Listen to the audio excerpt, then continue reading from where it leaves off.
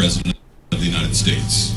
My unique talents give me the ability to be assertive and diplomatic at the same time. I'm a person who will spike the conversation, who will get politics rolling and stimulate new questions and new answers to our current political dilemma facing our nation. I believe I have a keen understanding of the economy and how to improve where we're at relative to other nations around the world. I believe that our goal at America's Third Party was to create a very strong platform in which would propel the American people forward with new opportunities and a new possibility of creating a better nation, a cleaner environment, and less war.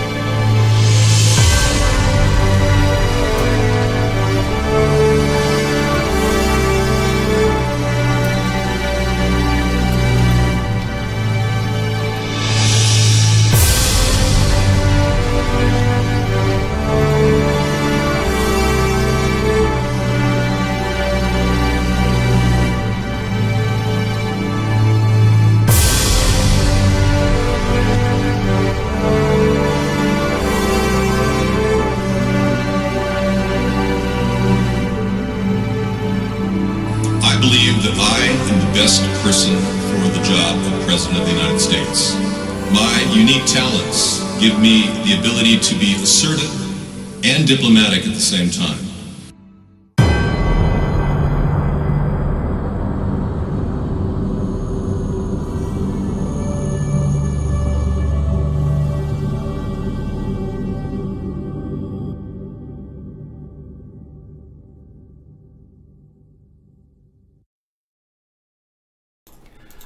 Good evening, everyone. Welcome to America's Third Party. I'm David Sponheim, and I am running for president in 2020.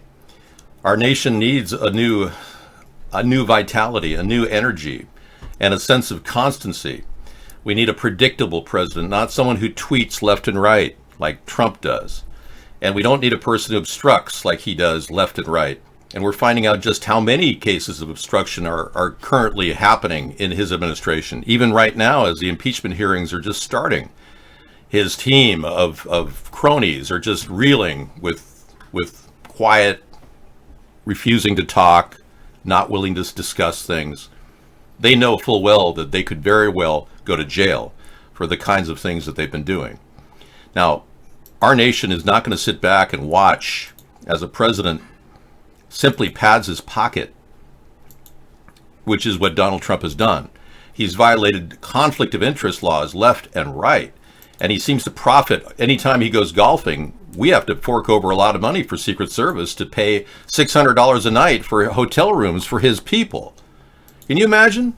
I imagine Secret Service, they're tripling up on these rooms with rollaways probably just to save money, but each one is costing a couple of $100 apiece just to stay in a hotel where Trump is located. So he's profiting big time. They say he's made 270 times more money doing this than had he just got a salary, $400,000 a year, which he says he doesn't need. Well, he's making a lot more money doing this, I assure you. Now, I don't have any hotel chains. I don't have any outstanding debt. And unlike a lot of the Democrats running, I'm not connected to the corporatocracy. There's nobody tying me down to one particular idea. I don't owe anybody anything. There's no political capital with me, which makes me the ideal president to fix this problem in this nation.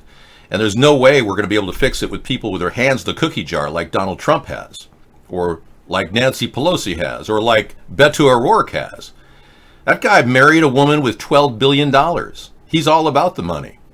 Her family has $12 billion. And let's not forget, Beto O'Rourke openly wrote a story about wanting to murder children. I mean, that guy has a really dark past, and there's no way we could put trust in that person. Or anyone for that matter. Elizabeth Warren, willing to lie about her Indian Native American status. And I'm questioning now why Donald Trump has not charged Elizabeth Warren with a crime. He took the idea that I came up with of getting her a DNA test and ran it like his idea.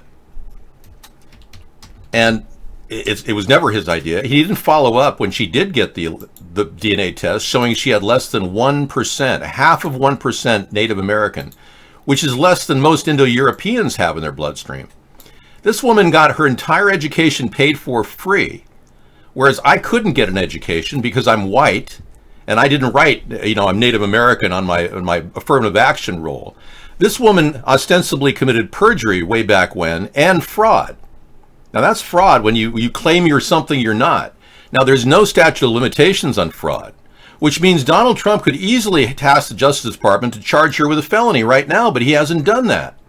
He hasn't charged Ilhan Omar with marrying her brother, which she did to give him U.S. citizenship, allegedly. He's not charging anybody with anything. It's as if the man is useless because he is clearly a puppet of the New World Order. He's a puppet of the deep state, and he's doing whatever they say he's supposed to do. They don't want Warren out of the picture because they want this divisiveness between the left and the right.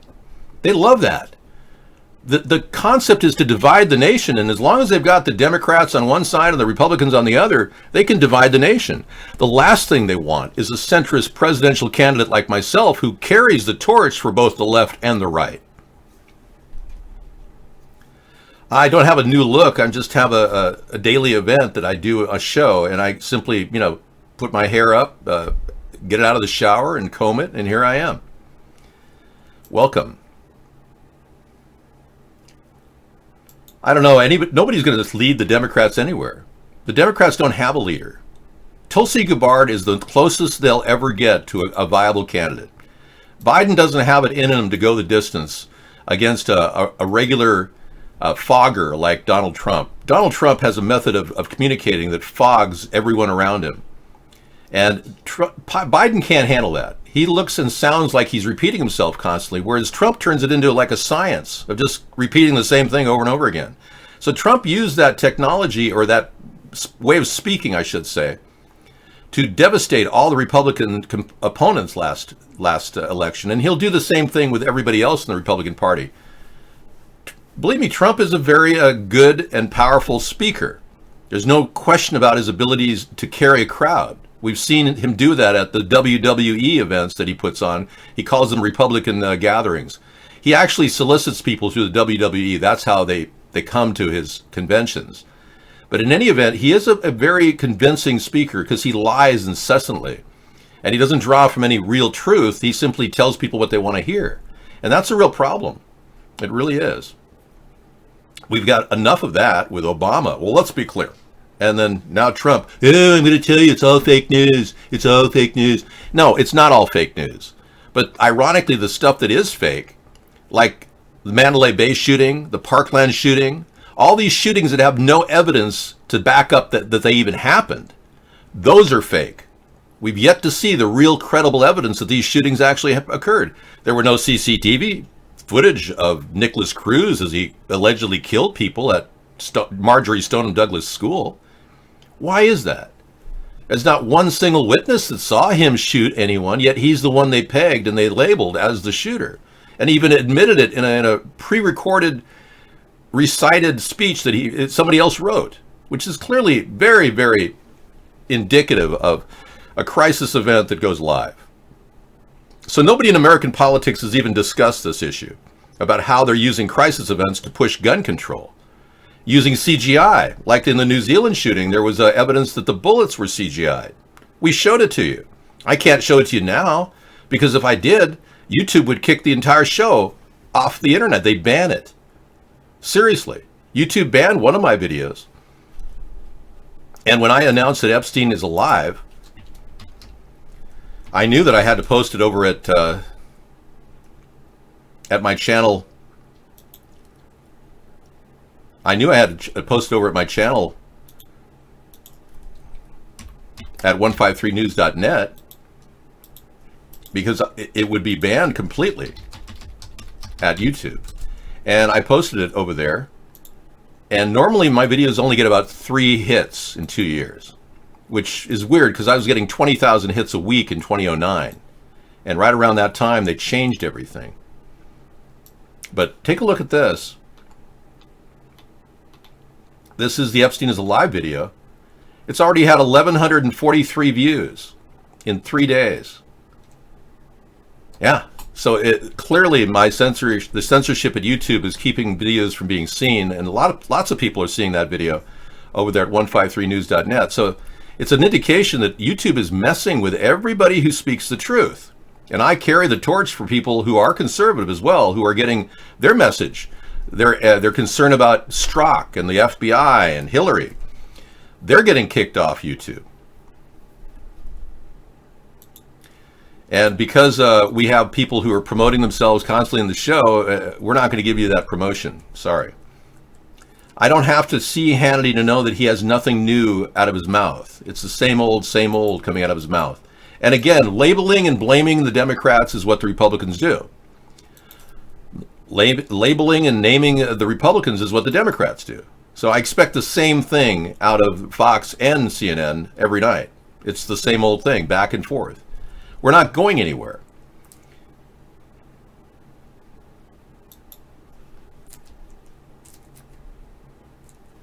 Now, there's a concern now among people that contrails themselves are problems. Effluent coming out of the back of the jet. And this story talks about just jet particulates coming out of the mufflers.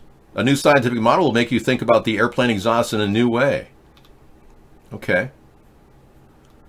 Vapor from the back of planes called condensation trails.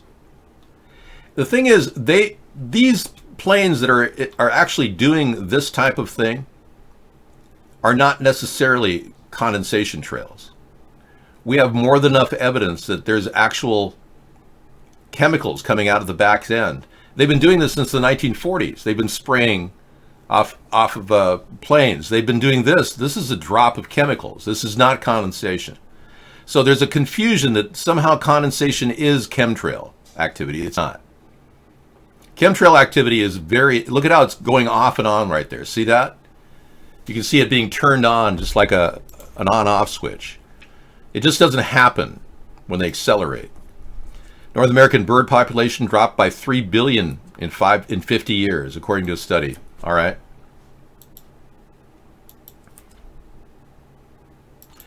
No, Ghost of Shannon, welcome. The candidate you're referring to is Justin Trudeau.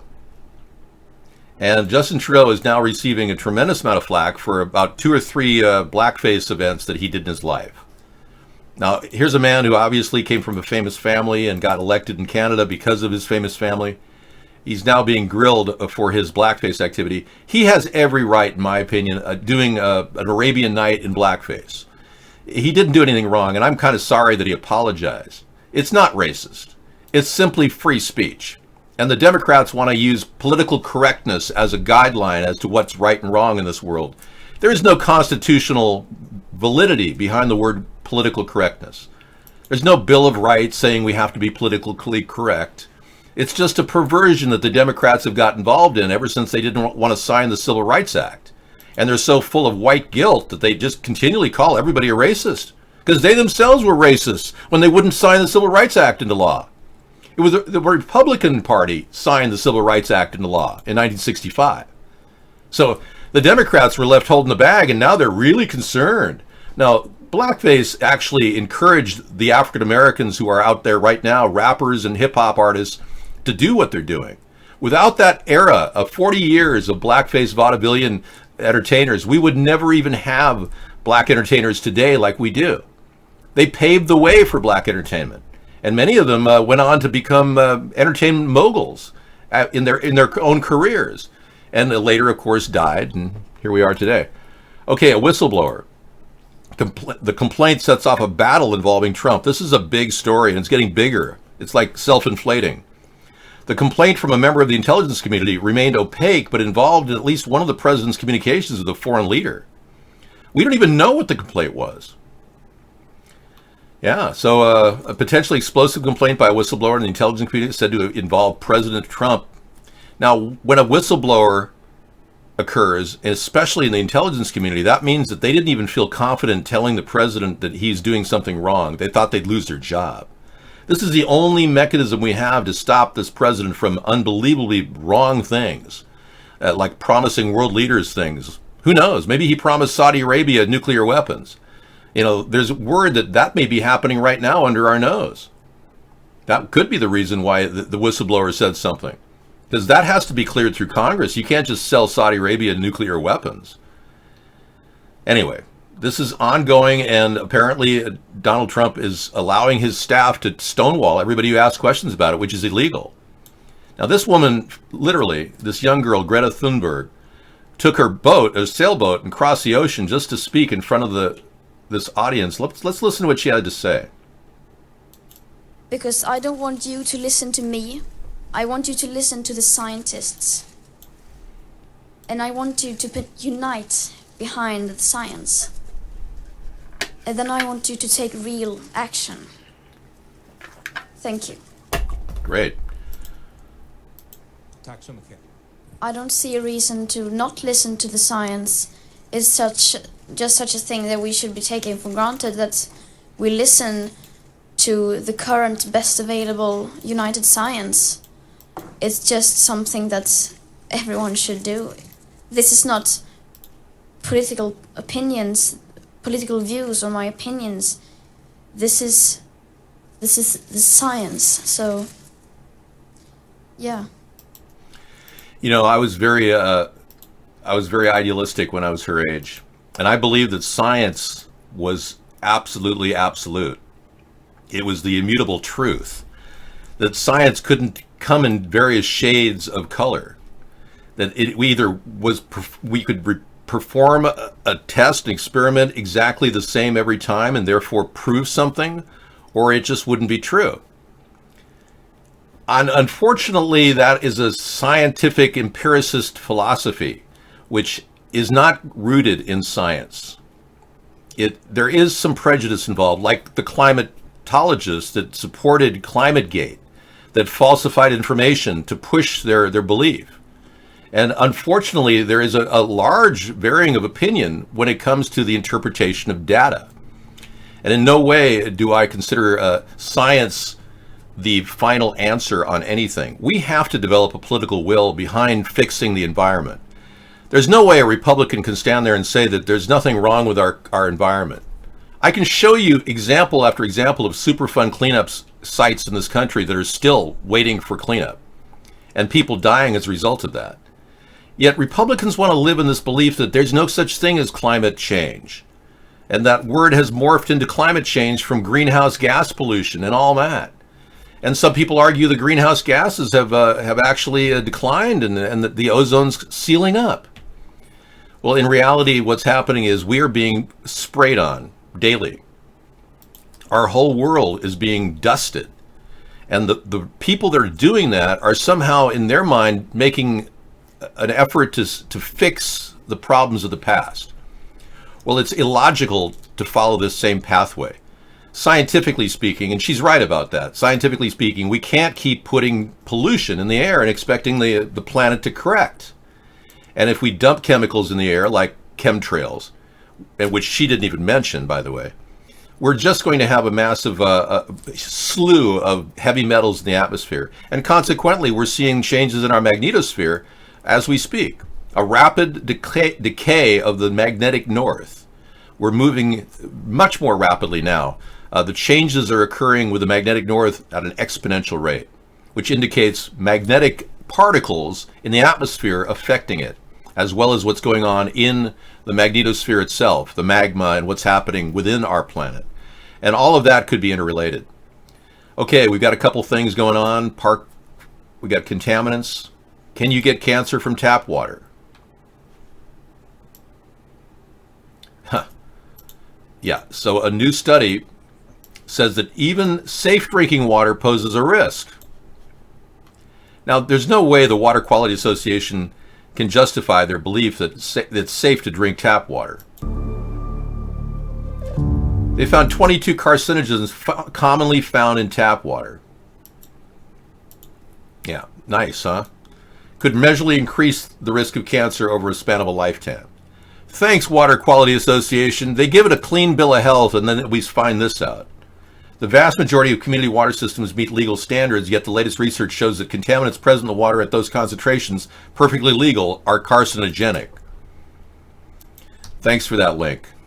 All right. We got other things to talk about. This is the story that Justin Trudeau is still grappling with. I tweeted today that I don't believe that Justin Trudeau is doing some serious damage control after one picture after another emerged showing him in blackface. Jerika Duncan reports this comes as Trudeau is locked in a tough re-election battle.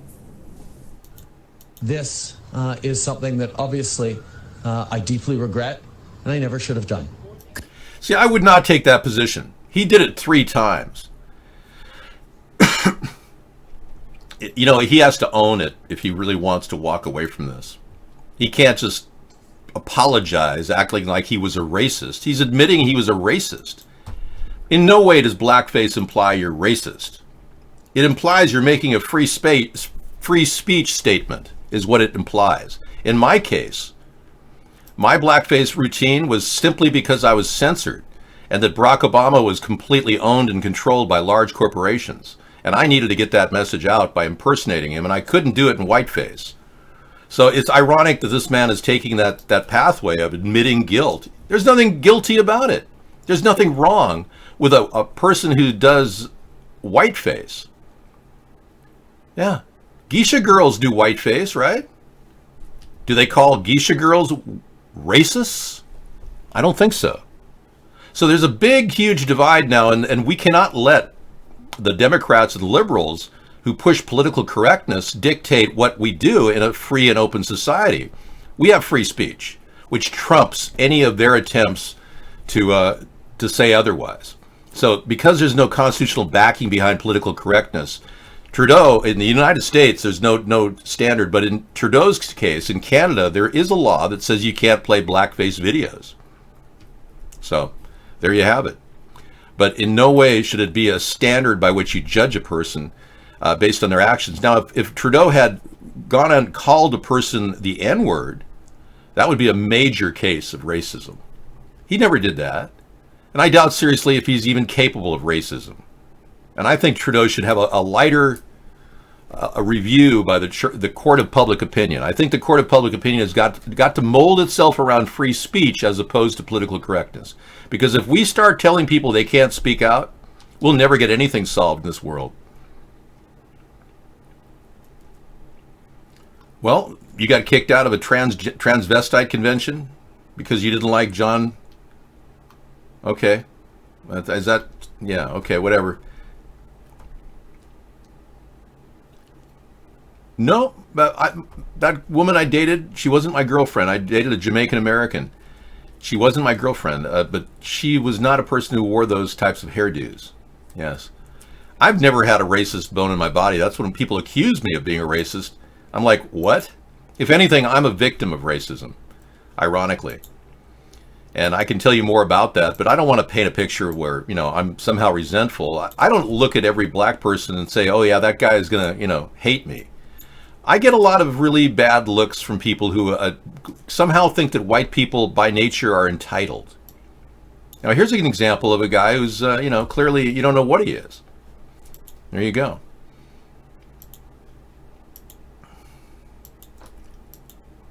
No, Blackface 3 will only happen if, indeed, we have a problem with another political person running who is lying to the American people. If Michelle Obama were to put her name in the hat for the Democratic nomination, I would definitely do Blackface 3.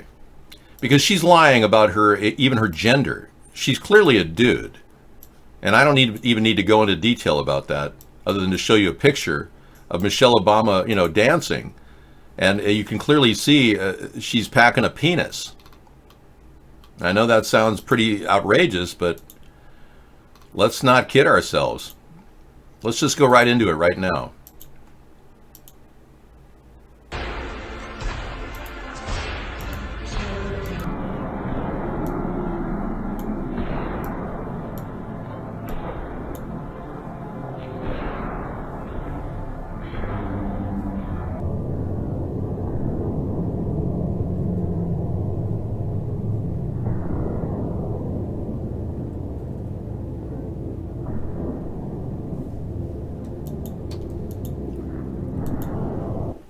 All right.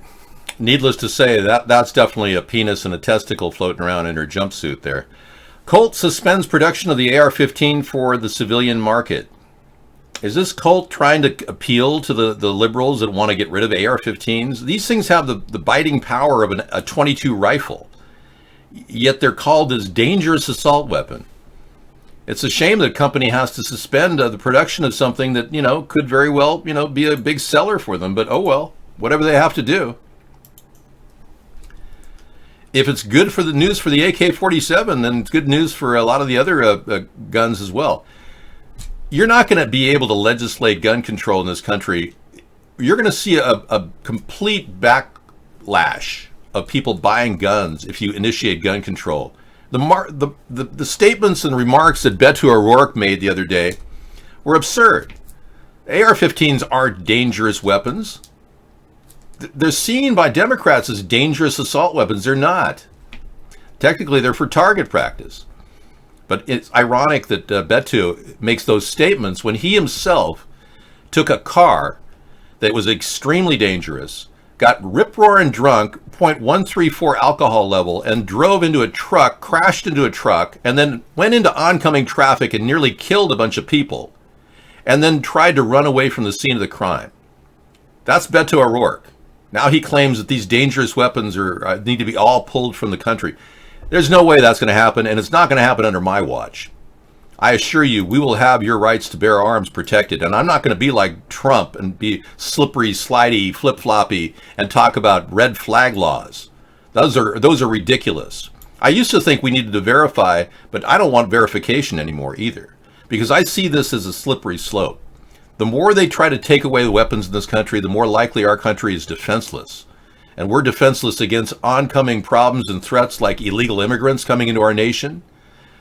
For all we know, if aliens do exist, which they may exist, I'm not saying they don't necessarily. I just don't necessarily believe they exist. But if aliens exist, that's our last line of defense. And let's not forget that in Australia, when they initiated gun control in the 80s, people's homes were invaded. More and more. A rise in home invasions occur. So there's no way gun control is going to help our country. Now, Beto's helped to sell more guns than any other in a period in 4 hours. That statement from Beto O'Rourke actually increased the sales. Presidential hopeful Beto O'Rourke doubles down on his gun buyback plan. Listen. Are you, in fact, in favor of gun confiscation? Yes, when it comes to AR-15s and AK-47s, weapons designed for use on a military battlefield. Well, that controversial call to action. I'm at this point concerned that now people are buying more guns. Thanks, Beto. Inciting immediate backlash, and one Arizona gun store was so outraged they decided to run a Beto special, and Alpha Dog Firearms discounted rifles sold out in just 4 hours. Owner Matt Boggs joins us now with the details. Thank you so much for joining us this morning. Okay, so we'll take that story later tonight. We'll add it to our library in our evening show. Whew, wow. Lots of things are happening. Let me see if I can get to other stories that have come up. Yeah, the North American bird population dropped by 3 billion in 50 years. Huge, devastating problems with the effects of a tremendous amount of pollution on our bird biosphere. It was a mistake that happened last night, Tom, that we normally we pre-screen videos, but that video wasn't pre-screened, and we in no way could prevent that image from popping up at the screen for about a second. Thanks, Sammy. He said, even if Mark paid me $10,000, I would not dox Dave. Well, people have been paid even more than that, Sammy. Mark has been getting money from Russians to stop me because I'm the most credible threat to the Democratic and Republican Party. No, nobody's banning anybody. It was a general mistake. It wasn't pre-screened properly, but it happens. Now, Trump, when he first became president, became a mass murderer. You probably are aware that within 8 days of him becoming president, he killed 31 innocent people. That story didn't really get coverage in the mainstream media. it did get mentioned, but they did a drone strike on Yemen, killing 31 people. Well, he's up to it again. Well, oh, by the way, one of those people was an 8-year-old girl that Trump killed. And it turns out there were no terrorists at that particular location. Obama didn't want to do that strike 3 years ago. Trump did it against military advice. Seriously. So now we have a mass murderer for a president. Now he said his strike killed 30 pine nut farm workers in Afghanistan. This is a reckless case of mistake after mistake. Obama did it too. He was responsible for killing a lot of people as well. A U.S. drone strike intended to hit an Islamic State hideout in Afghanistan killed at least 30 civilians resting after a day's labor in the fields, officials said on Thursday. Where is the restitution for this? Remember when that hospital in Kabul was taken out and nearly 30 people, or Doctors Without Borders, were killed? Our president didn't even apologize. Anyway, this is an atrocity that cannot possibly be ignored.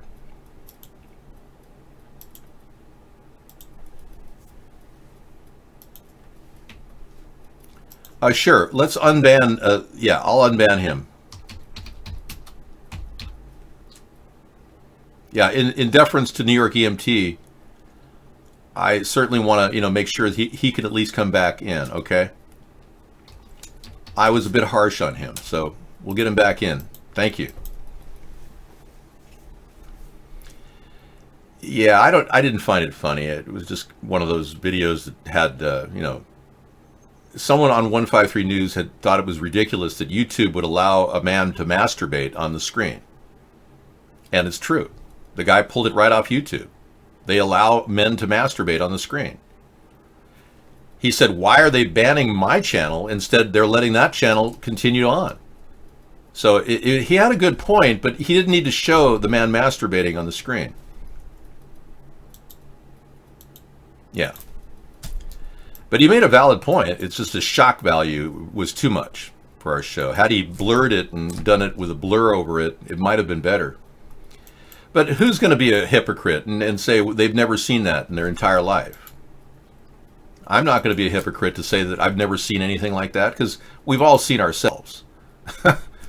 So there you have it. Yeah, he did. He used that. It's no big deal, Joe. I made a spinach chicken tetrazzini. Normally they make turkey tetrazzini, but I used lots of spinach and lots of chicken and garlic and onions and tomatoes and made a nice tetrazzini.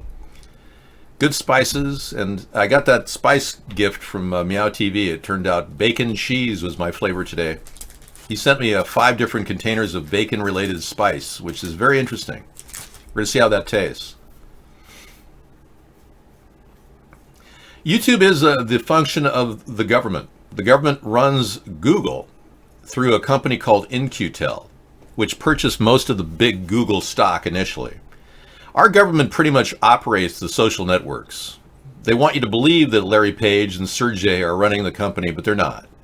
That's one of the reasons why ABC.xyz formed, because they didn't have control over it.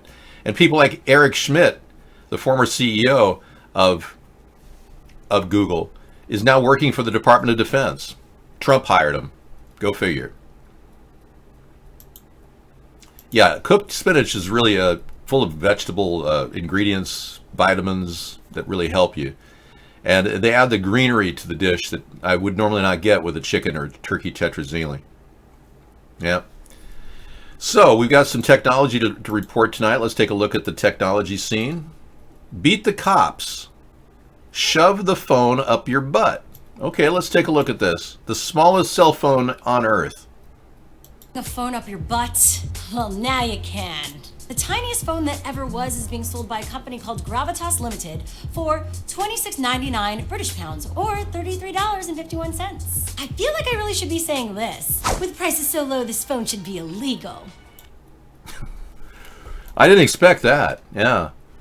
She's kind of different. We'll play that later tonight. I don't really need a phone to do that with, but I suppose if you're, running a secret clandestine operation, you don't want anyone to find your phone. Remember the guy that was on the flight MH370? A Marine shoved a flip phone up his butt and then somehow made a text message from Diego Garcia, which, according to the government, was impossible. They said that there were no cell towers at Diego Garcia, and there's no way he could have made a text message from a phone he had stuffed up his butt. Yeah, remember that? And the government would like us to believe that MH370 was lost forever. They never found it. Well, wrong. That guy, that proud Marine, and he probably died there. God knows why or how, but he probably died. He was capable of getting that text message out and said that he was in Diego Garcia, that they had been hijacked, and that somehow the plan was landed at the U.S. base there. Well, the government was wrong when they said there were no cell towers there. There are 3 cell towers that communicate with the Air Force and Navy that are currently at that base. So that was wrong. There's no way the guy could have changed the mechanized code in the text message when it landed on an open source network, and it couldn't have been copied. That's right. Certain aspects of text messages cannot be copied by a computer when it's authentically sent from a cell tower somewhere in the world to a completely open and unbiased site like he did. So the text message was real. The fact that he stuffed it in his butt was probably real. And the fact that we still don't know where MH370 is probably very real too. It asks and begs the question, well, why would we lose a plane that had a transponder in it that would operate in 25,000 foot depth waters, which is exactly in fact, the depth there is less than 20,000 feet. Why would it not transmit? Well, there's a reason, and it's related to technology. There's one culprit that could be the case as to why that plane disappeared. And I'm going to bring this up because it's more than enough information to look at. Now, the Rothschild family now are the only ones that control the patent on a very dangerous weaponized tool that's used in unmanned flights. And they shared the patent with a company that made this particular item. Let me get that phone here. You can look at this for a second. The KL03 chip, microchip, is now under full control by the Rothschilds because 4 people who were co-owners of that patent died on MH370. Yeah, think about that for a bit.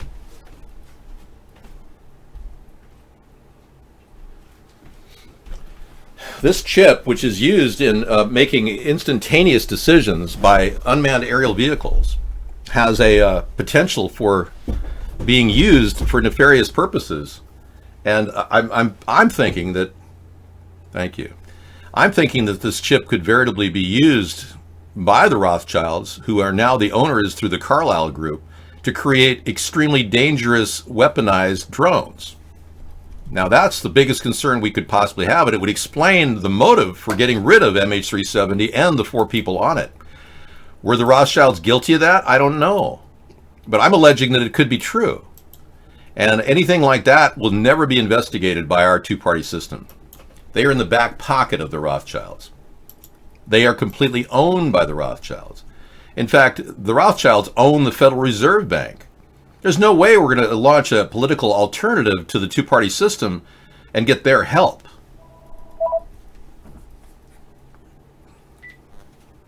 Hello? Okay, go ahead. Yeah, go ahead, Tony. What's up?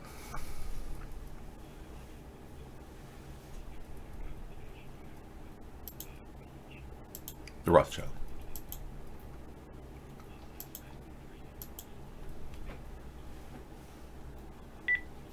Okay.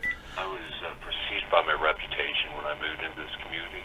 Something bad happened. I was the one they pointed the finger towards. You were in a state prison because somebody pointed a finger at you?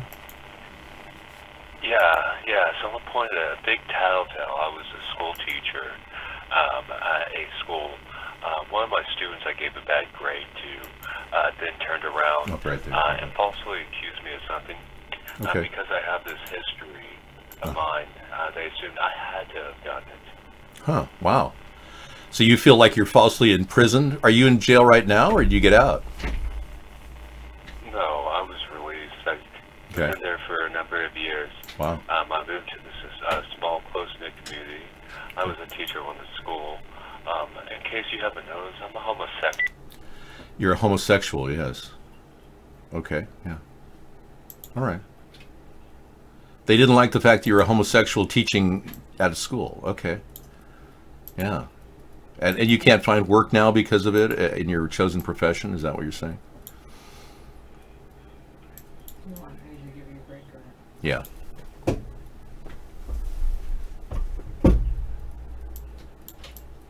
Okay. Wow. Okay. I wonder why they did that. Do you think they were put up to charging you? Sarah's going to come into the show, folks. I'll take this call on the side. Thank you.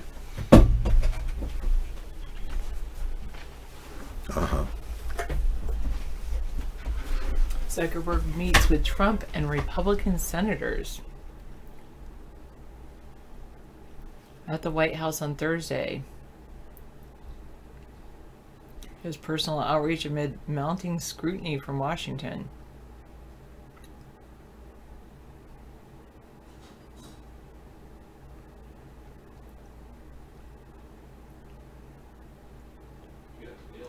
Something the president criticized its digital currency. Facebook has digital currency called Libra. Both Trump and the company put a positive spin on the meeting. Oh goodness, that's not what I wanted to do. I wanted to do that. Good evening. All right, and what's going on here? Nice Siren S shirt. No, I don't necessarily think that's anybody making a deal, True Blue or something like that. If you like the leather vest, you'd love my leather pants that I'm wearing as well.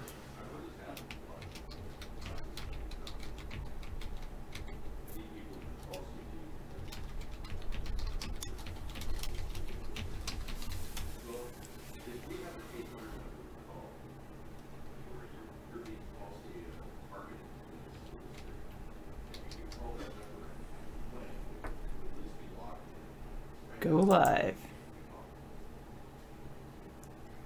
Yeah, Xanatril, somebody's tricks.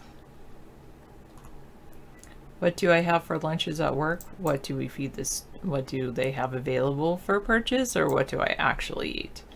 I mean, because they have a pretty good thing. We use Sodexo, which is also the company that kind of is in charge of the cafeterias at congressional buildings. And so they have a bunch of different options for students, but I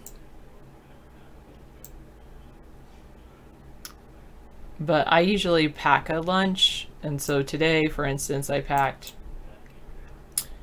a piece of raisin bread with peanut butter on it and some carrots. That's basically what I ate for lunch. And I also had some chips, but I didn't eat those.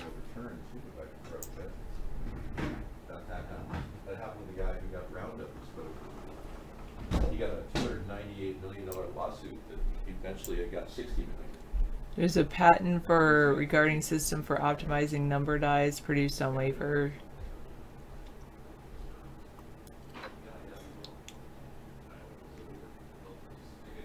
Oh, okay. And the patent is owned by, okay, I was just reading things on iVlog. You'll never forget, oh, that you saw me glowing with like a giant star because what was behind my head or something?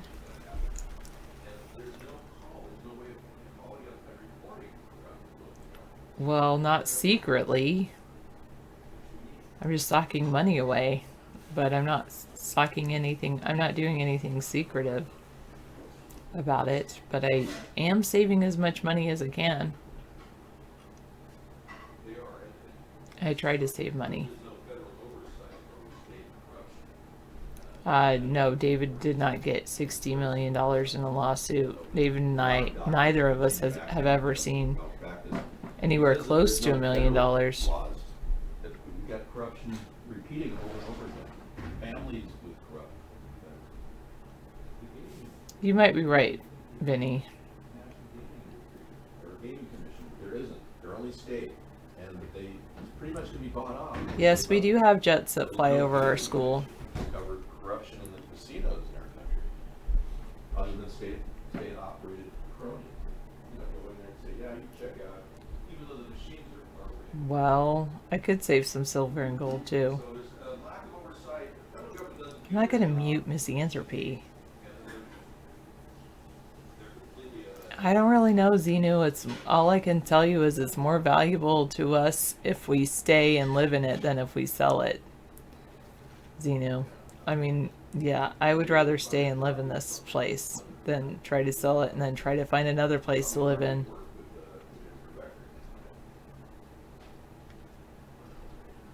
True. True, Space Shuttle. Well, what do the kids say when the jets fly over? Usually they don't say anything because it's too loud to hear anybody when the jets are flying over. And that's the plan, Misanthropy.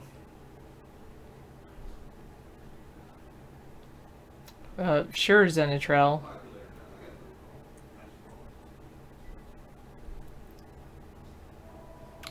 Eventually it will be. But then all the houses around here would be worth $1 million, and then I wouldn't be able to sell to move into a different place.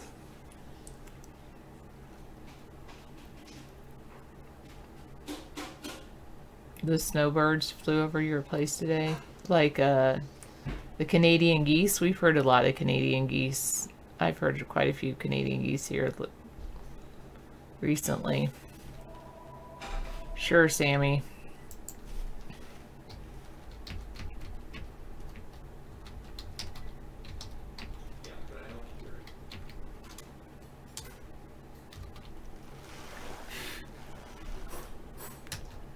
I should tell David my thing. Just because the phone rings doesn't mean you have to answer it.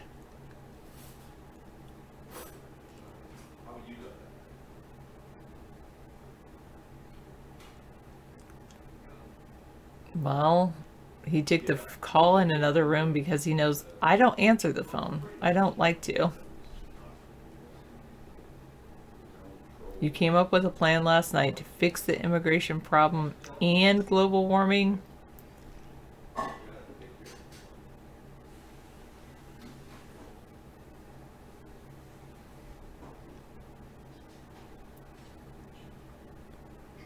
No, I don't think it was anyone David knew personally. It's just he could tell I was uncomfortable and I was going to leave if he didn't take the call in the other room. It's like, do I want to stay here and give you a break, or do I want to, or do you want to keep talking? Okay, you want to dig a canal across the entire border and going to make it deep. That way when Antarctica melts, sea level won't rise. Because you'll have lowered sea levels. That is interesting. You could do it. I mean, they did engineering for the Hoover Dam, so you think we should be a call-in show? Eh. Well, we drove through a tunnel that was dug the other day. We drove through the 99. That was the Alaskan Way Viaduct.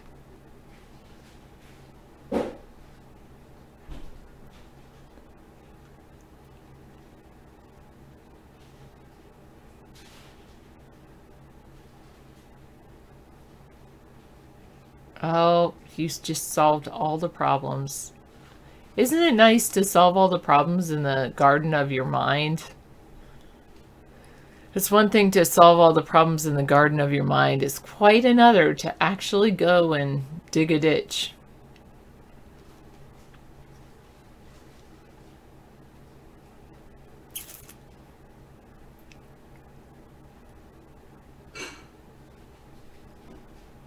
NBC News, U.S. and Canada has lost 3 billion birds, scientists say. 3 billion birds? since 1970. Wow. They say nature is unraveling. The same birds you grew up with just aren't here anymore. Just aren't there anymore. Is it unraveling, or is it evolving?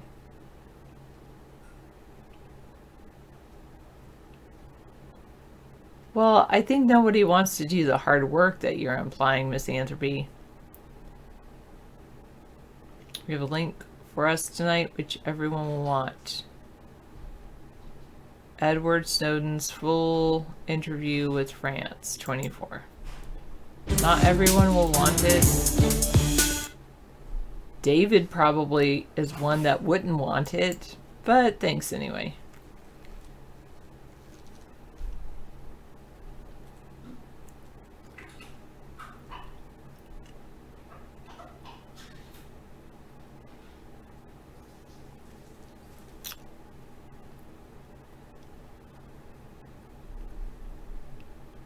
What was that today? An apparent suicide at Facebook headquarters? Maybe that's why. So that's why Zuckerberg was meeting with Trump. There's somebody found dead. Oh, let's go meet with Trump. Wonder if they found the body last night and they knew about it. You like how my two shirts don't go together at all? I'm like a biker bird. A biker bird. I don't know suffering all. I don't know what people do for a living.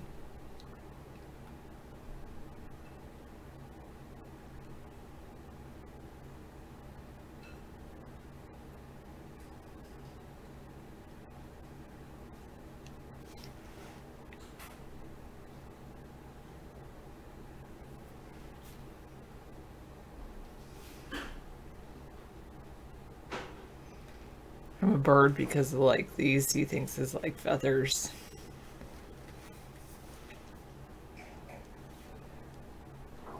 They responded to an apparent suicide at Facebook's headquarters. A man jumped off the 4th floor of a building at Facebook's campus. They confirmed the death on this afternoon.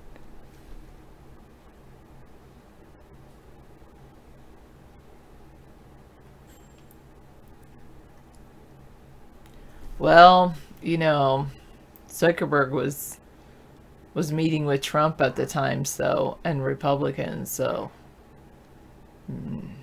but wouldn't rule out a hit.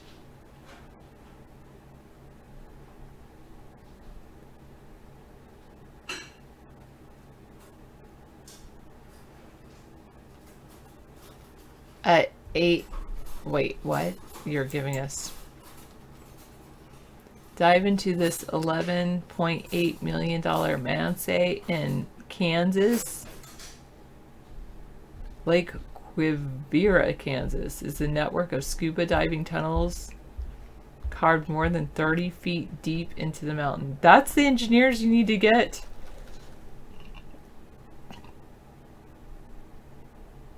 Wow, that is pretty cool.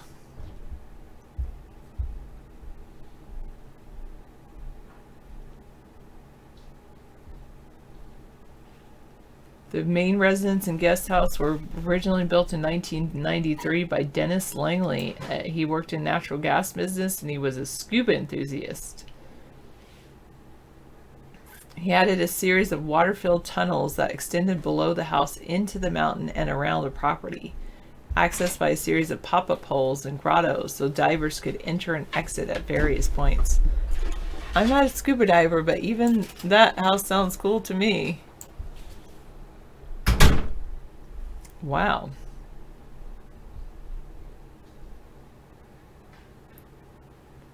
What are you talking about, Xanatrell? I'm trying not to work. I'm trying not to treat you weird. I don't know. I think it's because of Xenu, and your name is pretty close to Xenu's name. But you are special. True Blue says, according to the research by the Economic Policy Institute, the teacher shortage could reach 200,000 by 2025, up from 110,000 in 2018. This shortage of workers is due to a number of factors. Among them are pay, working conditions, lack of support, lack of autonomy, and the changing curriculum. That's true. It does have teachers like me saying, do I really want to teach? Well, maybe they're just not that into you. Suffering all.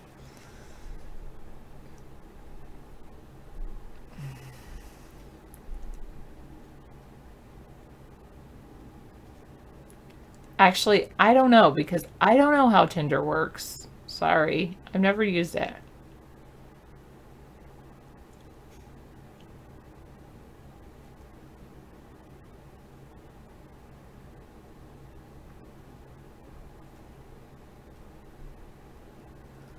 Oh, good question, Miss Anthropy.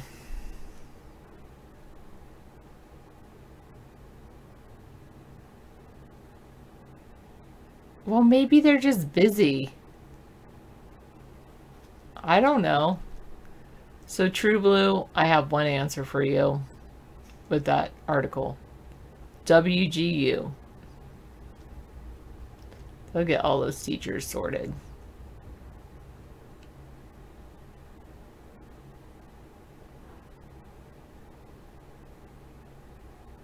Well, I'm glad, Xanatril, that you're not going to be like that. Keep up the good work. I think you're great. Alright, that was cool about the...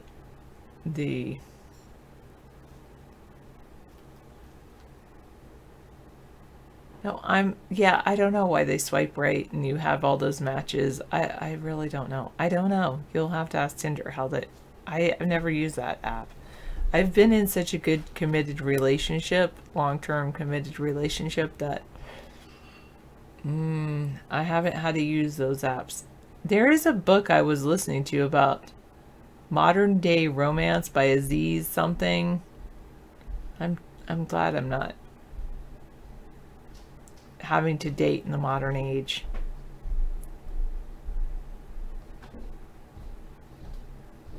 Yes, I know teachers do. Some teachers do tend to brag about their pensions. I'm not on a pension, though. Well, maybe that's why I'm not bragging about it.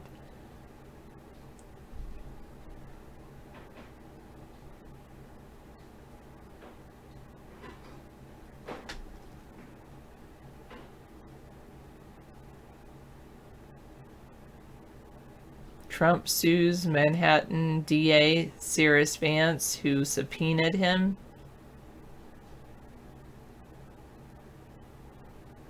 Well, I think that's just this day and age suffering all.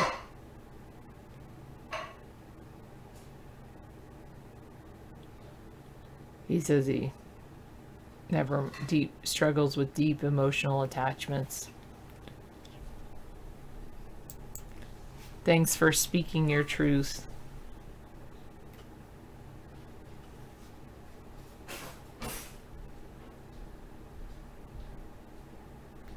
Vance's office is probing hush money payments made to women who have alleged affairs with the president.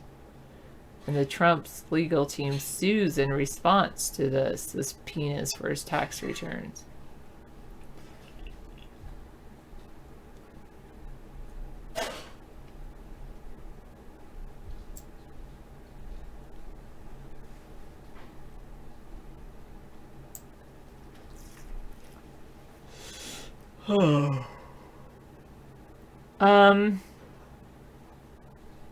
It's not called a 401k, but yeah, I do have some plans, sir.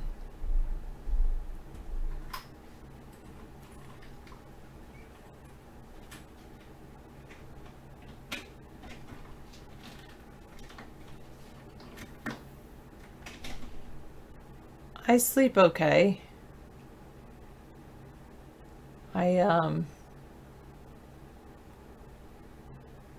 Yeah, do I sleep well?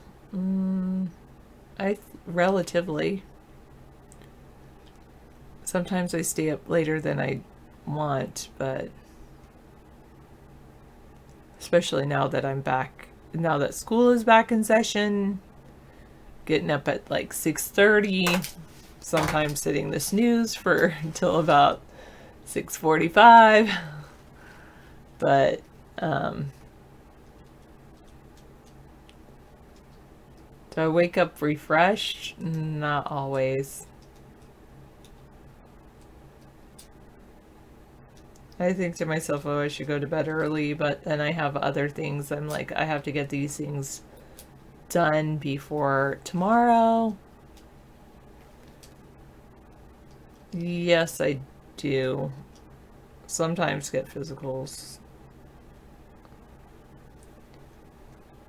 But not for a while. I haven't for a while. I think it's been about a year.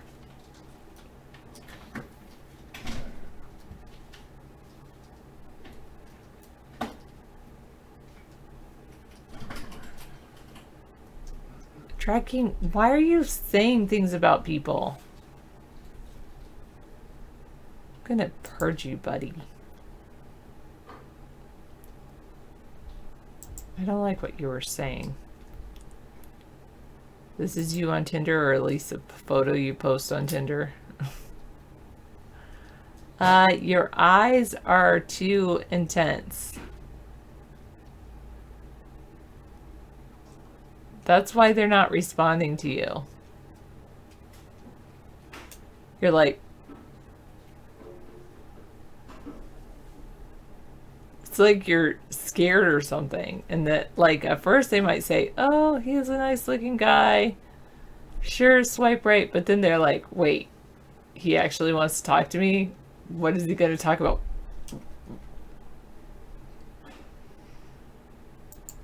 Sorry, buddy.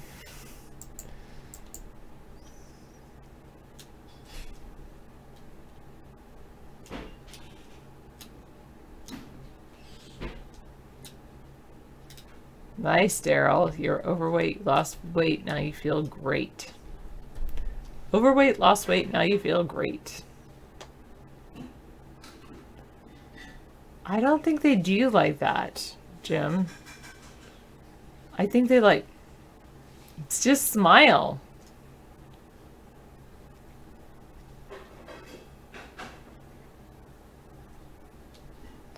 If they liked it, why don't you just try another photo?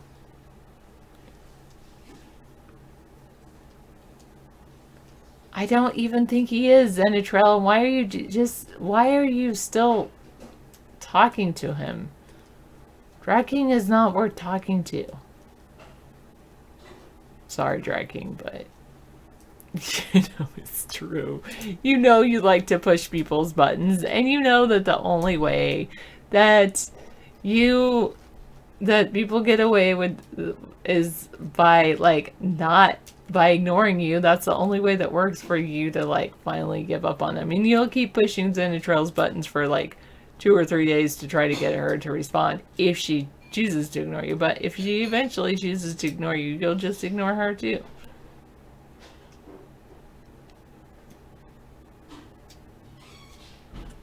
A boy meets his new furry friend in a tearful surprise.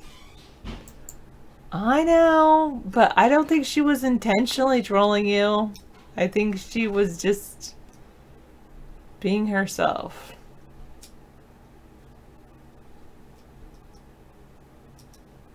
Aww, the boy, he had been saving up any spare change he found around the house for 18 months, claiming he was going to use it to buy a puppy. Aww. How cute. Oh, wait.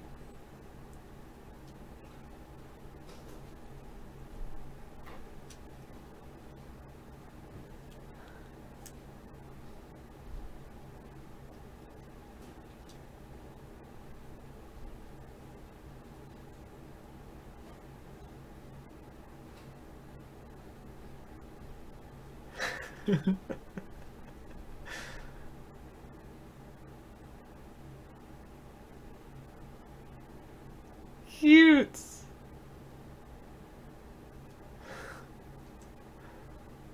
Adorable. Thank you.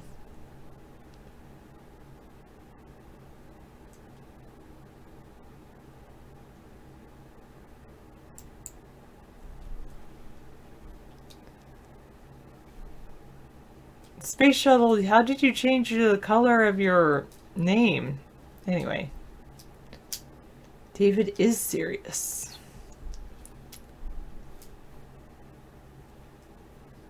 Zenetrel is not Xenu. Zenetrel, I believe, is a woman, and Xenu is a dude.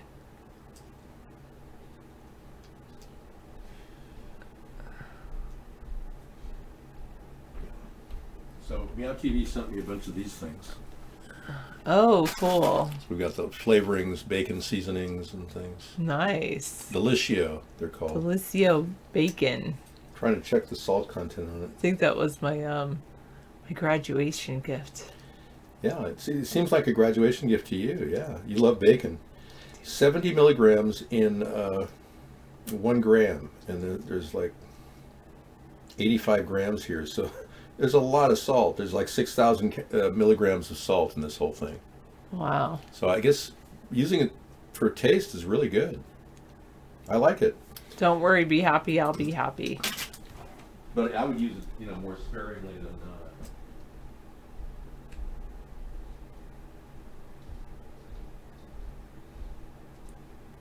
Yeah, hopefully we could see videos of children being happy to be children.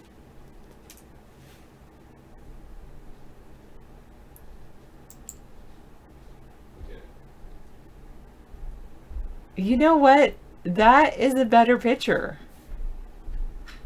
Yeah, I like the bugged out picture. I think you're likely to get some... Let's see what happens. I doubt you're Asian, dude, but whatever.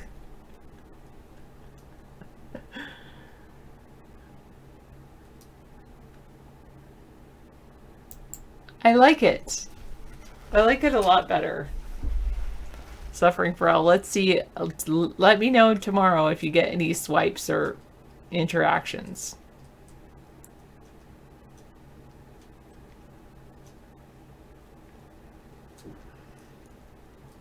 I was thinking you were... Wait, did your name start with a P, Space Shuttle? Your name... You didn't used to have the name Space Shuttle. So it's hard when you're chatting with someone and they change their name on you. Did your name's... Did you have, like, was it Pete? Or I have no idea who you are after all these years. No, I'm wearing leather pants, but no.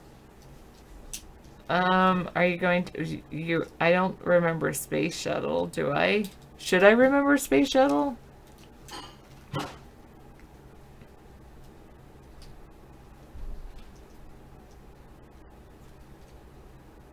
No. Okay, I didn't think so. Who are you after all these years? No, I don't. Are you gonna tell me?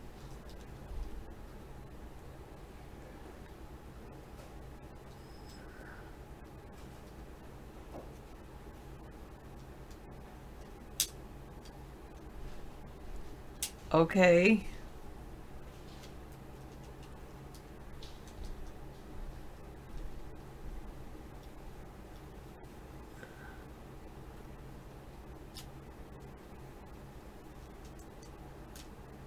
Thanks, Mad Dog.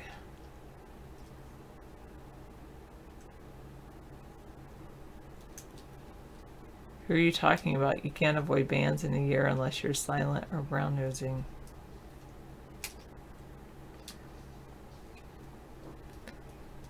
Well, true.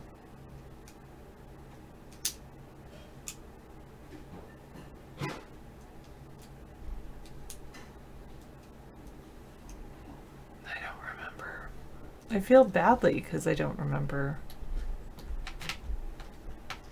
Okay. I made, I added a few ingredients to spice it up. So if you want to take a couple bowls out of it for lunches for this week or next week, feel free. You are correct. Oh, that's what you mean. you're right. I don't know who you are in real life. All right. You are correct with that. Especially if you act completely different than you act on screen. Well, thank you for giving me some time here. There's a fever in China. Pigs have died from the swine flu. 100 million pigs dead. And doesn't China own Smith Foods now? That's a pork provider here in the U.S. I hope they don't bring those pigs over here. 'Cause that would cross-contaminate their pig supply in the U.S. Did I interrupt something, or No, we're good? Okay. I don't think so. I mean, All right, good. Well, hey, you can have some more of that dinner. I spruced it up. Space Shuttle has been coming here for 10 years Thank you. under a different name. We don't know what that name is. Yeah, I don't think Thank you for space. Soulchild did a post on Twitter, and she had a picture of herself in whiteface as like a geisha girl, and it actually it was pretty funny. I mean, she put her face up against geisha girls and said, "Yeah, I mean, what's wrong with geisha girls?" Thank you, Soulchild. I saw that. I was going to comment on it. All right. Well, thank you. Get some rest. How was your day? Pretty busy? Yes, it still isn't over. It's not over. She's still got work to do, folks. Teachers keep working throughout the evening if they're as conscientious as Sarah. Thank you so much. I put some bowls out if you want to spread it out into something that edible for next week. Yeah. Well, I'm not trying to belittle people by talking about, the subject of black, brown face, whatever. Now that it's the national news, with Justin Trudeau having admitted he did it, he feels bad about it. I don't feel at all bad about what I did, because I didn't willfully do it to be racist. Had he done it to be racist, I would definitely think that he would have, he felt bad about it. So obviously he must have been racist in his attempt to do it. I don't know. I mean, I would never have admitted that this was a bad thing, because it's freedom of speech. Everyone has the right to do whatever they want with their face. People can't dictate what people do with their own bodies. And this idea that the politically correct people on the liberal left want to push this ethos on us is driving us toward transgenderism. A lot of people are upset about that, and they're wondering, how are we going to raise kids when their kids are being, lured into transgenderism online. It's like the dark side of the internet is becoming a lure for people to become deviant in our culture. I'm not afraid to use the word either. I mean, I'm not going in the left. I'll tell you, I'm a centrist. I don't believe in that ridiculous endorsing something that is deviant. That's where the left has dropped off the ledge for me. My goal was not to mock a black man for attention. My goal was simply to get noticed by impersonating an African-American president. In this particular case, a Kenyan American president. And my goal wasn't to get attention simply because, gee, look at me, I'm getting attention. I've been completely censored in my own country. The censorship is so extreme that I literally had to do blackface. I had no other choice, and I'm not a racist, and I've never been a racist in my life. Now, I've been accused of being whitey and honky and cracker and all kinds of things by black people. But I've never seen them as a particular group of people and denigrated them. I've never been a denigrator. So that being the case, I had no other choice but to do an impersonation of a black president satirically, which they called racist. It was just an impersonation. How could I have done it in whiteface? Well, let's be clear. I just put a lot of white powder on my face and I look like David Sponheim. Well, the fact is, I've been treated pretty bad just being a white guy by black people. When I was a kid, I was violated at a Cub Scout trip to the Forum to see a Lakers basketball game. And that was one of my first encounters with gang members that just came up and threatened our lives. We're white boys coming into the Forum in Inglewood, and I had a full dose of it there. They threatened to kill all of us. It's like, whoa. And I look at my counselors, they weren't Daredevil or You know, until they weren't capable of defending us, they didn't have hardware to defend themselves. So we literally had to race away from gang members, marauding gang members of African-American teenagers and older, threatening our lives. That was a violation. You know, it's kind of threatening Cub Scouts. And believe me, I'm not holding black people responsible for this. I don't. I've been in a situation where I was in a bank robbery. I wasn't the bank robber. I was a victim, along with the woman I was in there with. And a bunch of young black people came in with brand new 9mm handguns. And we're holding them up on people, you know, like this. And they all had bandanas on. This is a rite of passage thing for gang members. To when you're 17, when you join a gang, you got to hold up a bank. It's part of their initiation. No, nobody touched me. Oh, now the death toll's up to 8, they're claiming, from vaping. Okay. So somebody tainted the vaping liquid, and now we're all supposed to hate vaping products because somebody had tainted vaping products? Wow. So someone gets a bad batch of milk, we're supposed to ban milk? Is that what's going to happen? So Donald, I think, is getting money from the cigarette industry to do this, because 250,000 people a year die of cigarette-related deaths, or maybe even more than that. Yet they're not banning cigarettes. So I'm not sure exactly what's going on here. Corporate tobacco got a hold of Trump, yeah, and all the local governments in Michigan, New York, Illinois. I'm sure California and Oregon are following suit, and Washington. All the Democratic states are running short of money. Seriously, that was a story that just popped out about Michigan having a $7 billion shortfall leveraged against their cigarette tax that they expected to be getting. And I'm sure California is close to that too. $7 billion is owed. And they had relied on their budget coming in with $7 billion from cigarettes. Now the cigarette sales are going to go up because they're banning vaporizing products. So that's exactly their intention. The big cigarette lobby is pushing this. I'm sure of it. We should make everything illegal that somebody dies of? I don't get it. Where's the precedent for this decision?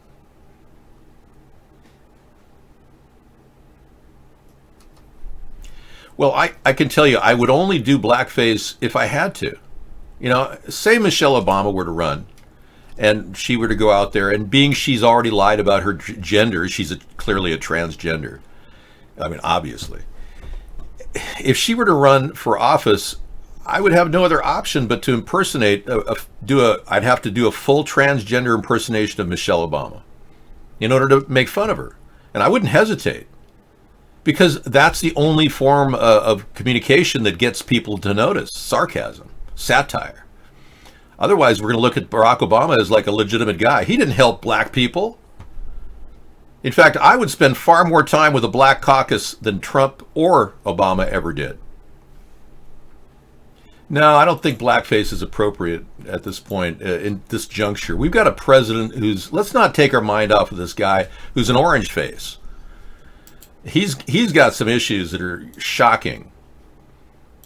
The way he obstructs justice on a daily basis with little or no regard for what he does, and then covers it up later by threatening people, is classic.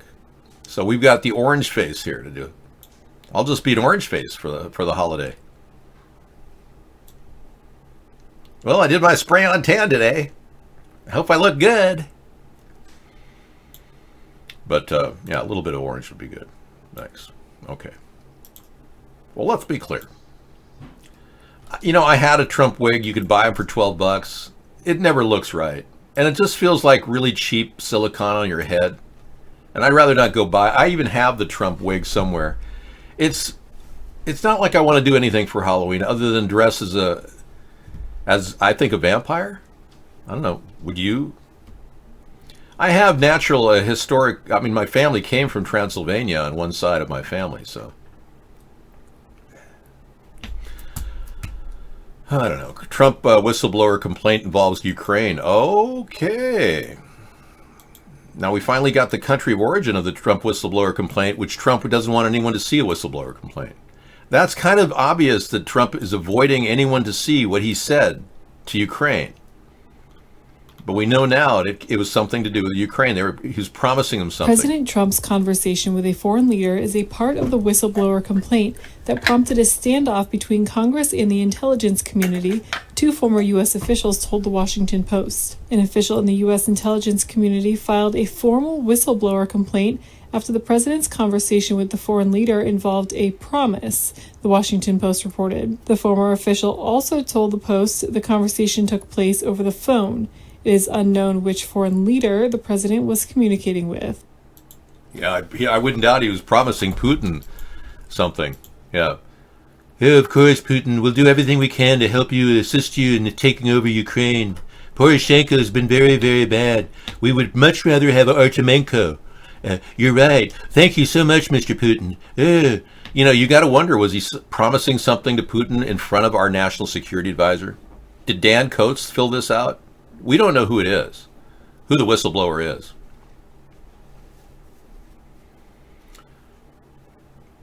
Yeah, he promised Putin a huge hotel in the center of Moscow before the election. And in exchange, Putin was going to have no sanctions. Well, it turns out Donald Trump did not impose sanctions on Putin or any of his oligarchs until I made a stink about it on my show. For about 2 years, we would be talking about it. No sanctions have been imposed at all. And he finally imposed something on Deripaska, the guy that allegedly pulled Nastia's footage and all the video that she had verifying the Russian involvement in our election. And that was done by Deripaska. And then Trump sues Deripaska for some sanctions. And then Deripaska sues him back. It's like a big charade. It's like a show. It's almost like a staged act by the Russians to make it seem like he did something. He never did anything. I'll gladly show you 10 years of my tax returns, no problem. Well, apparently he doesn't want to show those because those are damning as well. There's probably more than enough evidence of money laundering for the Russian oligarchs. Now, I'm sorry, but we've gone too far with our nation allowing this man to continue to behave like a rogue mobster president. And when are we going to get an ounce of time for the American people to speak up about this? You know, I was the one that actually suggested that we broaden the gun buyback proposal. This is my idea. Yeah, I've actually, I'm fine with that. If he wants to go with that concept, we'd like to know why he ran away from a scene of a crime when he was a younger man, when he was drunker than a skunk and nearly killed a bunch of people. We'd like to know why he wrote a story where he wanted to murder children. We'd like to know that when he starts talking about whether people should own a gun or not. But as far as the gun buyback proposal, that's definitely something I've discussed as well. I don't have a problem with that. I wouldn't use your tax dollars to do it, though. It would have to come from donations, philanthropy, people that want to donate money to buy back guns and have them melted down. I don't have a problem with that plan if that's your goal. But no way can we take away our right to bear arms or tell people they have to turn their guns in. That's wrong. That's a clear violation of our Second Amendment. You had to go cold turkey because you ran out of Zapane? Wow. I'm so sorry. Your pain's not getting zapped. Giuliani says, of course he asked Ukraine to look into Biden seconds after denying it. Whoa. No kidding. So Giuliani's dancing around his words, not knowing what to say like he usually does. Like when he agreed that Donald Trump had paid Michael Cohen off money to cover Stormy Daniels' one-day sex with Trump. Giuliani basically put his foot in his mouth and basically admitted that Trump had paid him that money. He went way ahead of the whole story, and Trump is still denying that he ever had sex with Stormy Daniels. So Giuliani's got a whole history of putting his foot in his mouth. Here we go. He says, of course, he asked Ukraine to look into Biden seconds after denying it. He gave conflicting answers in an interview on CNN on Thursday as to whether he asked Ukraine to look into former Vice President Joe Biden, saying at one point, of course I did. After CNN host Chris Cuomo questioned whether Giuliani had asked Ukraine to investigate Biden, Giuliani said, no, actually I didn't. I asked the Ukraine to investigate the allegation that there was an interference in the election of 2016 by the Ukrainians for the benefit of Hillary Clinton. And then the guy says, you never asked anything about Hunter Biden? You never asked anything about Joe Biden? Cuomo followed up. The only thing I asked about Joe Biden is to get to the bottom of how it was that Lutsenko dismissed the case against the AC, Giuliani said, referring to the former Ukrainian prosecutor Lutsenko and the Ukrainian-based Anti-Corruption Action Center. So you did ask Ukraine to look into Biden, Cuomo said. Well, of course I did, Giuliani replied. Well, you just said you didn't, Cuomo responded. I didn't ask them to look into Joe Biden, Giuliani shot back. I asked them to look into the allegations that related to my client, which tangentially involved Joe Biden. So Giuliani's using semantics to dodge that bullet. All right. Well, whatever Trump wants to use, he is his trusted lawyer. And, you know, no one's ever applied enough friction to Giuliani in court. I definitely would have him in court with a grand jury investigating this whole Russian thing. I'm amazed that the Democrats have been sitting on their hands for the past few weeks, and Nadler is acting like he's almost incompetent, it seems. He seems to be bumbling through this whole process. They need a solid player to cross-examine Donald Trump's people. They're going to continue to stonewall and deny. Even Trey Gowdy didn't do a good job with Hillary when he was put in front of Hillary.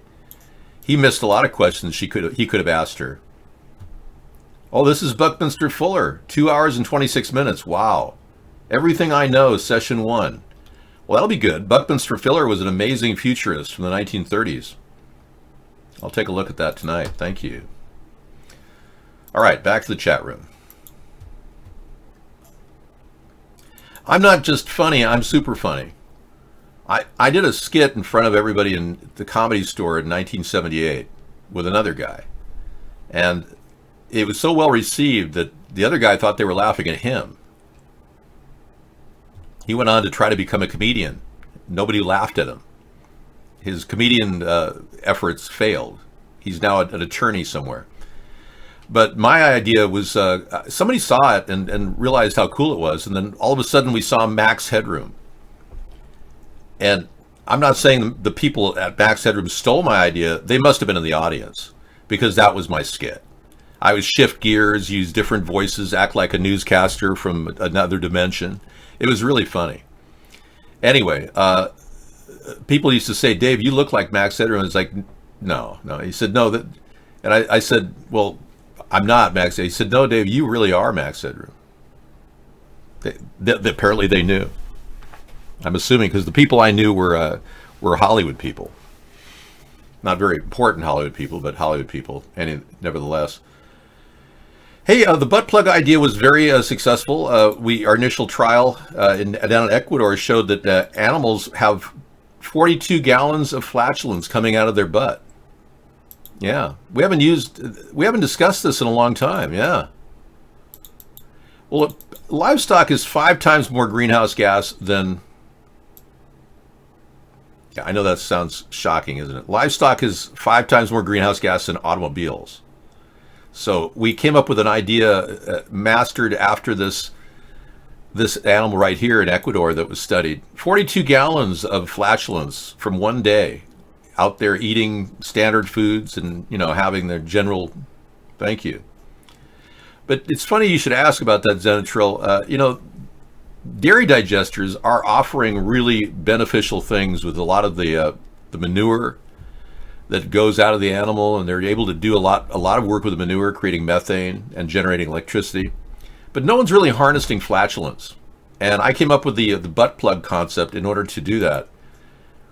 It's kind of an easy way for the animal to defecate while outgassing at the same time, and the compression chamber that it goes into, it can then be pulled off with a porta-pack and then drained later by one of the officials.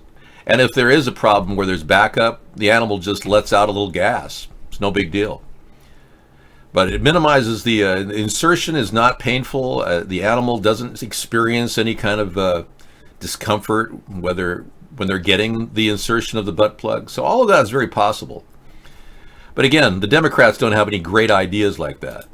No way of harvesting 5 times more greenhouse gas than automobiles. I do. Again, another reason to vote for Dave in the upcoming election. It's not BS, it's legit. I'm not pretending to be Transylvanian Nordic. I am.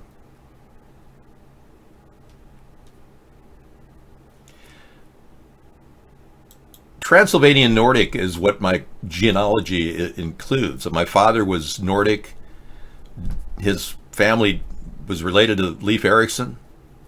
We go back to the Norwegian times of conquerors, and then that was my Sponheim side. And on my mother's side, my family was from the Wachovia era near Transylvania. The people that destroyed Vlad the Impaler and took him down. Thanks. I'm glad, Zenatril. I knew the butt plug idea would really win your vote. Appreciate that. Demi Moore says she regrets having threesomes with Ashton Kutcher. I knew this was going to happen. You know, you just knew at the time that this guy wasn't really seriously dating a beautiful woman like Demi Moore. He was using her and became married to her and then had her involved in threesomes. And I mean, just the degradation, the complete carnality.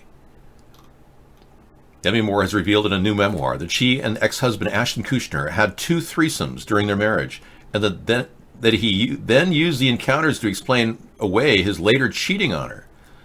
Wow. Moore said she only wanted to please Kutcher by engaging in the three-way sex, but she now believes that doing so was a mistake. I wanted to show him how great and fun I could be, she writes, inside out. Moore wrote that in 2010 she saw media reports claiming Kutcher, 41, met a 21-year-old woman while bowling with her daughter, Rumer Willis, and the cheating on her in his marital home while Moore was out of town filming a movie. Wow. Well, you know, Demi, you're a beautiful woman, and we certainly wish the best for you. Yeah, absolutely.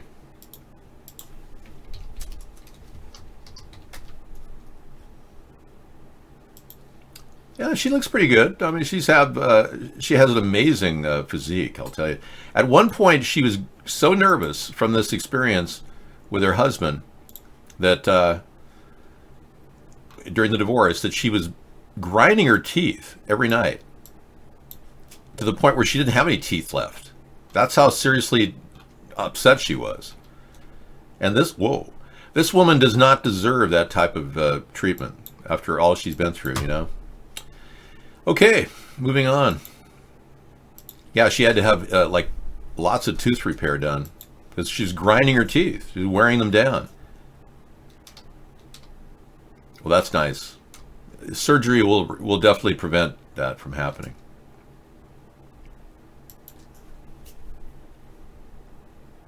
Chatty is not necessarily a materialistic narcissist, no.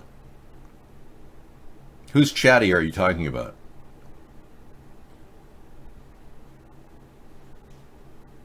You know, I never came up with the Moore character.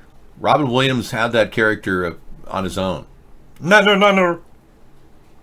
I had a chance to meet Robin Williams, at least stand next to him. We didn't talk, but he looked at me and I looked at him. He was kind of a character out of Beverly Hills, much older than me. And I was my sister was at a rehearsal, or no, actually an audition. And Robin Williams walked right up and was just playing that character, that Latvian he used to play. And the first time I laid eyes on him, I immediately in my head said, that guy is going to be super famous. And then immediately also I thought, he'll die young. And I was right on both counts. I was spot on. I had a feeling. He had that kind of aura about him. Yeah, I kind of predicted that happening. I still think there was foul play in the death of Robin Williams. I don't believe that he died from just, the Lewy disease, the syndrome. I don't think it was. No, I was Yesterdamus. Now, Nostradamus was so negative. I'm more positive than Nostradamus. Yesterdamus is way better.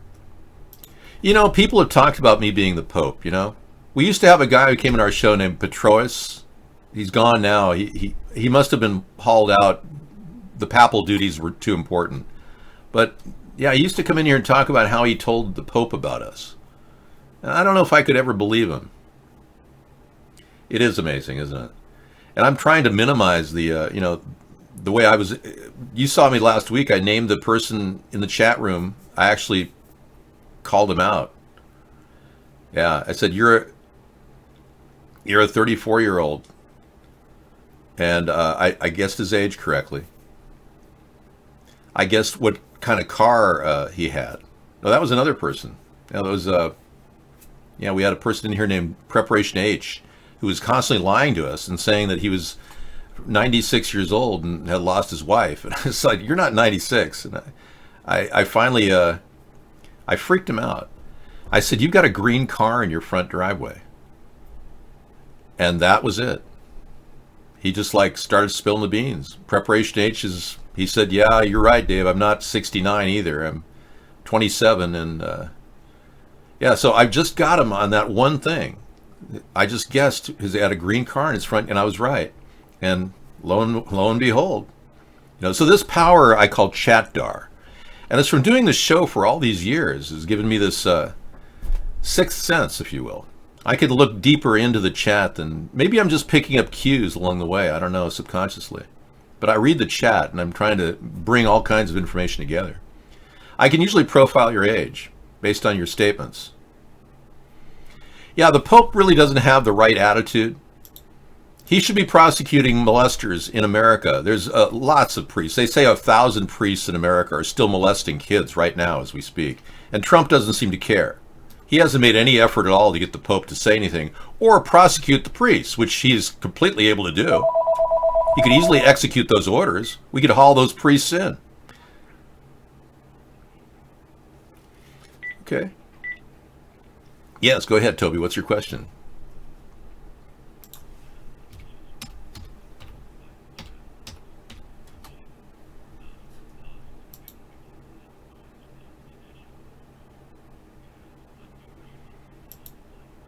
Yeah.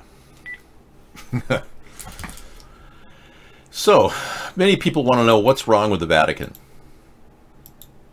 I know I didn't want to bring this up, but since our discussion was technology, I thought it'd be worthwhile looking at this.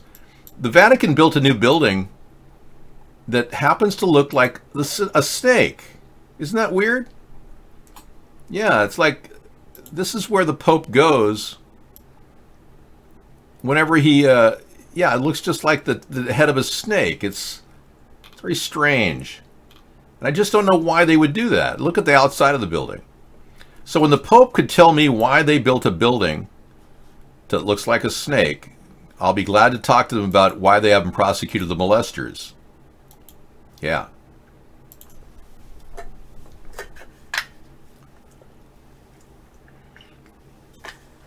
No, Demi was not replaced. You know who was replaced? And I believe many people even are aware that she has a fill-in.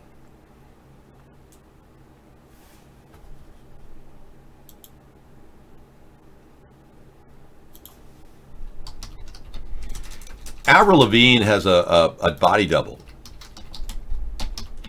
because Avril Lavigne has lupus, and there's not a. I don't think she's ever admitted she has a body double, so we're kind of running on what's going, right before our eyes. But yeah, Avril Lavigne, they say, has a woman who does her stand-ins. I don't know. That's probably the most likely, just because she has lupus and sometimes she can't do her performances completely. I don't know, that's just a theory. Well, I'm sure that the Pope is watching, and so is Donald Trump. Did you know that Donald Trump takes some of my ideas? Well, my idea of Make America Great Again. That came from Ronald Reagan. That was not Donald's idea. And then my idea, Keep America Great. That was my idea on our show. And last night, I came up with Make America Vape Again. Yes. You probably didn't know that I'm a vapor. Yeah, back in the 1980s, Ronald Reagan had the Make America Great Again campaign as well. So it's not a Donald Trump idea. In fact, Andrew Jackson had Make America Great as well. So it's not an original concept. But Keep America Great is. That was my idea, and I'm actually on record preceding the Republicans with that idea. But that's Ronald Reagan. Let's make America great again. And make Nancy like me more, because she doesn't like my jelly bean breath. She says I should get some flavored jelly beans to have better breath when I kiss her. Well, anyway. Yeah, Donald Trump stole the idea, keep America great. That was my idea.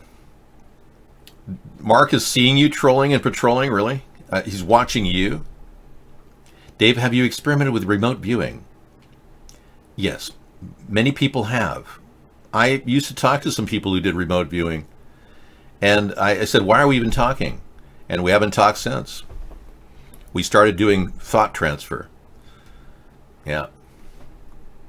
And that's when I started my stint with Miss Cleo on the Psychic Friends Network.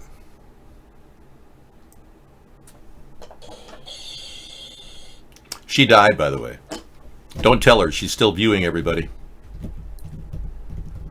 I don't know. Bush was a New World Order puppet. Reagan was a New World Order actor. Bush knew what he was getting into. Yeah, I've got some science news to talk about.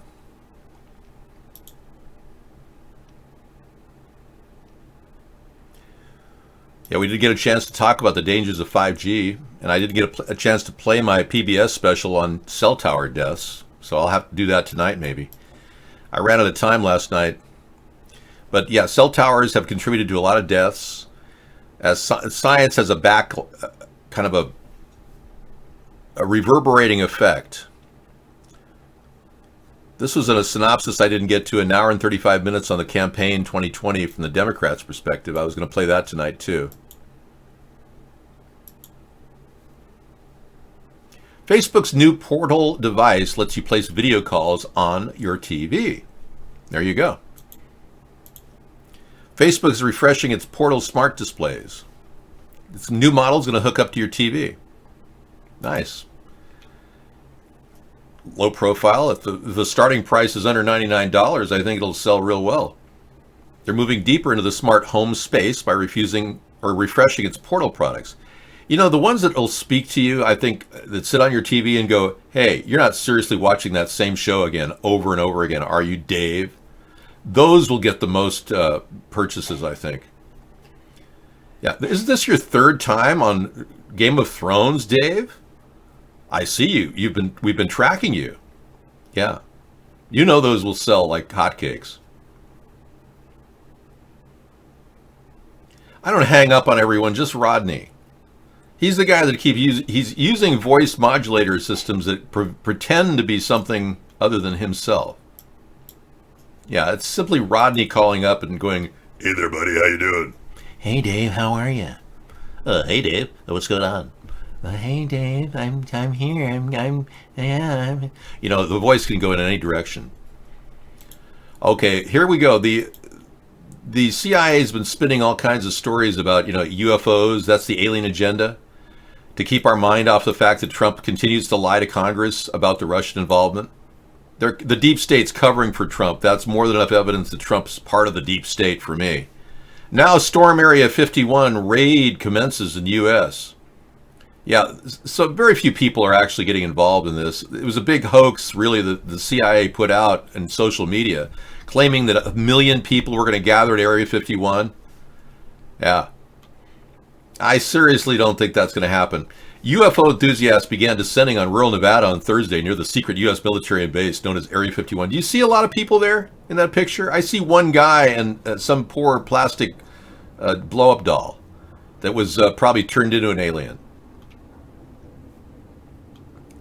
One couple sporting UFO tattoos traveled to Rachel. There's going to be a few people out there, stragglers, but when they realize there's not 1 million people out there, they'll go, honey, I think we went out here for no reason. I don't even think we're supposed to be here.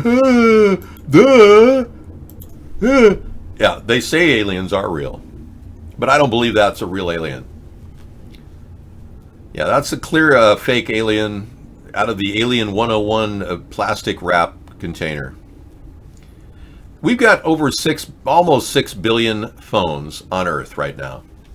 There's, what, 7.5 billion people? Practically everybody has a cell phone. Yet nobody has a single clear picture of an alien in real time. Seriously? Oh, they're really crafty, Dave. They can shapeshift and disappear, and they know when we're looking. Is that because the dome is projecting the moon up above us, and you're a flat earther? I mean, yeah, I think not. A lot of people have gone off the deep end because they've been led off the deep end. They're like lemmings off the cliff, a lot of people. They just listen to whatever the CIA tells them. Hey there, buddy, how you doing? Keith Mars has a story. Navy confirms they did capture some photographs of a strange phenomenon, UFO in nature. This is, again, the alien agenda to take our mind off of the Trump collaboration with Russia. Here we go again. Let's just look at the bread and circuses so we don't think about what's really happening in our country with this completely corrupt president. Navy confirms video did capture UFO sightings, but it calls them another name. Ooh, orbic phenomenon. Unidentified aerial phenomenon. Yeah, we are a little concerned that these orbic phenomenons might actually be government operations out of Area 52. So, hey everybody, you're at Area 51, why don't you bop over to Area 52, you know? You're in the neighborhood. They've got more important stuff going on there. The 3 videos, one from 2004 and the other 2 from 2015, show incursions into our military training range by unidentified aerial phenomenon. Now, these could be high-end, highly developed, U.S.-made aircraft using new technology, and they're just screwing up. They're just going right into the Navy field or the Air Force field just to create an event called an alien attack. The problem with the alien argument that we've been seeing all these years is the government could very easily have developed this type of technology by now and not told us about it. Even Donald Trump was unaware that we had a space force back in 1946. He kept saying, oh, I'm making a space command. I'm going to be creating it with Mike Ponce. And he and I are working together, Mike Ponce, whatever his name is, and we're making the space command. They've had it since 1946. Truman created Space Command. It's not even supposed to be talked about, though. It's a top secret military operation. But Donald Trump, he talks about stuff like that. Yeah. He frequently releases top secret data like that picture of an Iranian installation he put on Twitter. A top secret camera was revealed, too, which is very suspicious considering we paid millions of dollars for this thing. All right, the Facebook event that went viral, the organizer of Storm Area 51 officially canceling the event, but alien enthusiasts are still descending on the remote site in Nevada. Fox News' William Longinus has the latest from Los Angeles. Well, people are already showing up from around the world, likely to get a good look at a top-secret U.S. military installation. Also, the desert has a certain appeal. But they have to assume the feds have already moved the aliens to some other classified location off-site. Obviously, they're not going to let us see the bodies or the spaceships. However, if just 1% of 2 million show up, that's 20,000. This sheriff's video warns the environment is not friendly for humans. There is no water, no amenities, no resources, and the invasion of this location is a crime. This sounds like Burning Man, too. 20,000 people. Burning Man, hello. This area is home to scorpions, rattlesnakes, badgers, tarantulas, and is generally not an environment suited for human inhabitation. Police arrested 2 young Dutch tourists. 2 young Dutch tourists, and we're making a big story. This whole story is just distraction central. I'm not going to even bother with it. Yeah, I'm not that interested in talking about UFOs. When we have other bigger problems like a president that doesn't even want to acknowledge a whistleblower is trying to get his word out, and he's suppressing and obstructing justice by preventing the whistleblower from getting his word out. That's a president that doesn't deserve the presidency. They're mocking you, misanthropy. Just like when Donald Trump took misanthropy's idea and said he's going to use social credit to score people whether they're going to get a gun or not. He's investigating this, and there's a concern that maybe Donald Trump is watching our show and he grabbed misanthropy's idea of using social credit to determine if a person should get a gun. Social credit is when you're good on the Facebook and lots of people like you, and then you can get a gun. I don't think so. This even was created by the CIA in hopes somebody would do something stupid. Yeah, That's why I'm saying a lot of these operations are part of the alien agenda. You like the wave? Yeah, thanks, man. Well, I decided, you know, to go with my beach look. I've had this fantasy of going down to California and hanging out at the beaches like I used to do, especially this time of year. It is a fantasy. And Sarah and I lived out that fantasy back in April of last year when we went to Disneyland, and we stopped in Malibu. But I don't know, when I get stuck up in Washington and there's no cool beaches to hang out here, I get that desire to be back at the beaches in California and do the California dreaming that I used to do when I was growing up. Yeah, this is a low tide hairdo. A surfs up type of a hairdo. This is the kind of hairdo I saw a lot of surfers in California back in the 60s and 70s wore this kind of hairdo.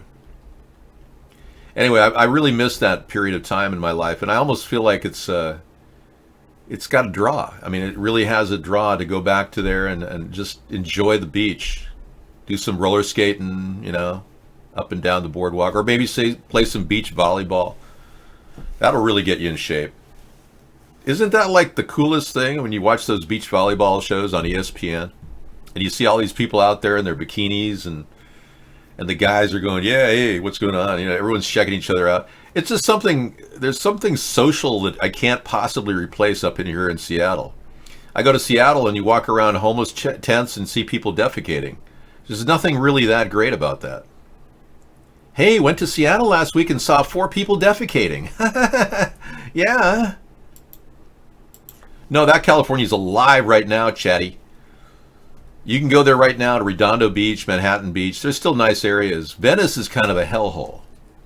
But Newport Beach, Laguna Beach, Redondo Beach, Hermosa Beach, I've been down there. They're great. Malibu. We were in Malibu last year, and I walked into the Trancas Market, and it was the best experience of my entire trip. I got a wine tasting right in front of me. It's like, oh, sure, would you like to try some wine, sir? Oh, sure, yeah, okay. And then this other lady's handing out organic, you know, whatever. And they're all appealing to the ultra elite in Malibu to buy their product. And there's a lot of demos going on in these stores. And it was like, whoa, this is so amazing, you know? I love that aspect of just kind of hanging out and talking at the beach market. And yeah, there's just kind of a feeling about it that just you can't replace anywhere. I could go to Whole Foods and have a bunch of uppity people going, you know, it's not the same. Okay. Well, this is definitely on my list of things I'm not going to buy. The Social Network is marketing Portal TV as a camera peripheral that can enable video phone calls via Facebook Messenger or WhatsApp on your television screen. So it's definitely going to happen, though. I mean, you know that this migration, with all the people getting Alexa, the next step is video monitoring of your life as well as audio monitoring of your life.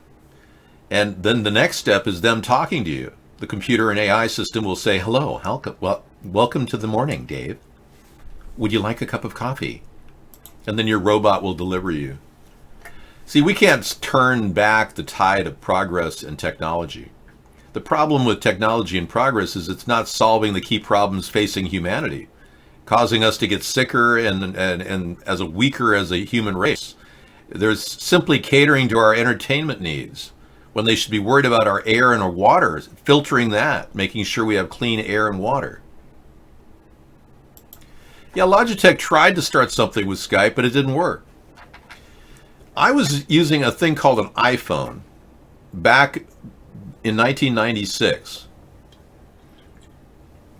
And you're going, wait a second, that's pre-Steve Jobs. Dave, are you like before Steve Jobs? In a way I am. I mean, I started Cool Rock in 1995. This site that you guys are watching our show on, and some of you are using our utilities to have music and have fun and free stuff to look at. But I started Cool Rock in 1995, and now I've advanced and turned it into this online community where people can hang out. And anyway, we've got games, and we've got the NES game here that'll take you to really cool retro games from your earlier days. Emulator.online. This link was just sent to us by Misanthropy, and it gives you apparently a whole host of different games. Look at these, Mario Brothers, things you may have grown up with. That link button I just added. This one right here, Web Oasis, takes you to the web, and you can look all over the web. This is a great site. Free and easy to use and fully accessible. You can search the entire globe and the internet and play games there too. So I created Cool Rock, and I've added all these music items that you can play interactively.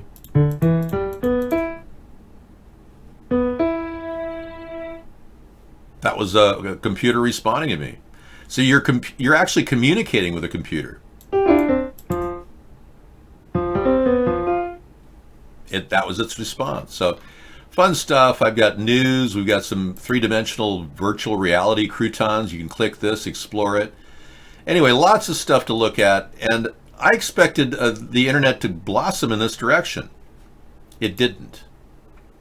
The iPhone that I was looking at was an internet phone, was completely different than the iPhone of today. Yeah. I was one of the earlier experimenters in the voice over internet protocol, VoIP. And I've even had numerous conversations with people in that industry, because Sarah and I were networking with those people back in early 2010. We started going around and checking all this telephony operation. It's still catching on. I believe that chat's going to have a renaissance of sorts. That we're going to have a period of time when we can actually go back to the days of AOL and start rediscovering what chat is all about.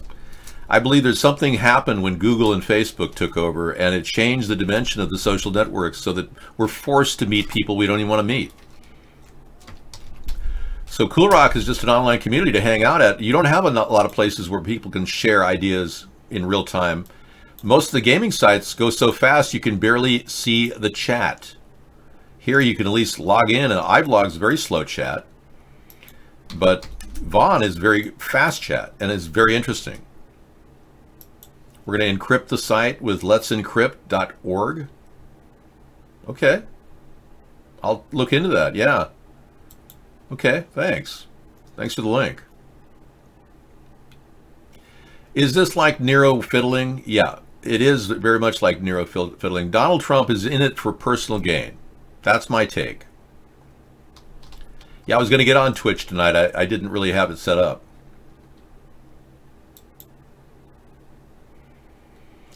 Well, somebody said this guy is either a Da Vinci type character or an absolute liar. Wow, thanks for the vote of confidence, Suffering All. You can play any instrument you want, really. I mean, you've got a really good drum machine that you can create things with. And there is even a button on that site where you can actually record everything on your computer, including the music you're creating on the site. You do have to allow your computer to take over, basically. It's called Vocaroo. And if you go to this part of the site of Cool Rock, you'll see the Scissor Fights music at the top right there. And a song link generator is really cool. This is about news when you were born. Find out about what the world was like when you were born. Record a song will take you to Vocaroo. That takes you to the Vocaroo site where you can enable your Adobe Flash player. It's going to be interesting to see what happens when Adobe ceases operating or giving backup support for Flash in December 2020. Here's a cool site that just came in. Search locations for food. Okay. Hawaii. Yeah, Hawaii Island. Hawaiian foods. And it goes right to Hawaii. How to eat in Hawaii. A plate lunch. You'll get hungry real fast clicking on this button. Look at that. Wow. Talk about instantaneous access to food galore. See, that's another free plugin I just stuck on Cool Rock. Yeah, so there's all kinds of things to do there, and it's kind of designed for people who are bored with the show to listen to the show, chat when they want, and have fun playing in the background. And it's designed to make you use your computer more as opposed to some of the social networks which kind of sticks you there. I don't know about you, but I've found that social networks are really static. I don't think that's the case. No. Basically, there's no security breach at CoolRock. We're using the backbone of a highly secure site called Scraplet, developed by Steve Rapiti. Brilliant genius, deserves far more credit than he gets. And Steve Rapiti has got coding simplicity down pat. It's amazing what he's done. And the best part about that site is you can move anything you want around. So say you're here and you want to move your box, you just grab the box and move it here and trade it with the other box. You know, and if you want to just reset everything, all you have to do is hit the refresh button at the top, this little circle. And that gives you a complete restart. And then you click ditch the ads. I think Steve's making some money because he's got ads now. He didn't have ads before, but the backbone of the site is really awesome. And I love it. I love the ability to just move things around and treat it as your web page. I've never used Old Spice. I don't like the smell of it.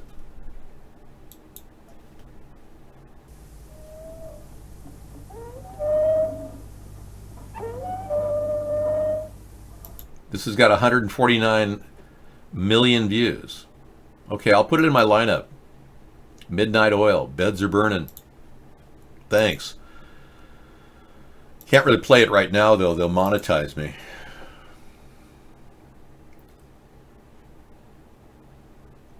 You have another band too you want to play? That's it. Okay, I'll play it later. Yeah, I can't really go there right now.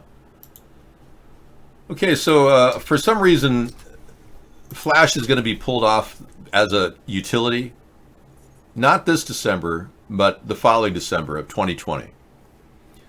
I noticed that my other computer, the laptop we did the cooking show on, that is doing an auto update right now on the entire Windows 10 operating system. It said if I want to get any type of upkeep, any updates, I have to update the whole thing. So apparently a lot of things are kind of moving forward whether you like it or not. Yeah. There's an auto update going on right now with Windows 10. So they're preparing for something. And with Flash being phased out, some of those buttons may not even work. And the backbone of the CoolRock site may have some problems working because iVlog won't work without Flash. So I have to come up with an alternative way of putting a video on there. And I think I've got an option I've worked out. I figured out a way of putting a video and a new chat room on for a fairly low cost. It is going to cost, they're going to charge me for this. I can't do it for free. And that's how the internet's changing. Mixer offers a free venue for gamers. We might even use a Mixer account, and I am definitely going to broadcast on Twitch tomorrow. Ustream is one of the options, yeah. But they charge more than they should. But I may have to pay them.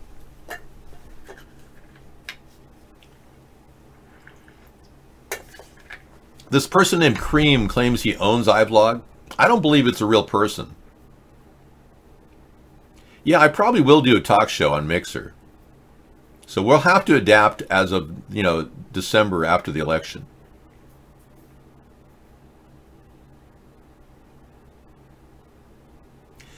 Why do you want people to play on your site while America is burning? Well, we're not burning.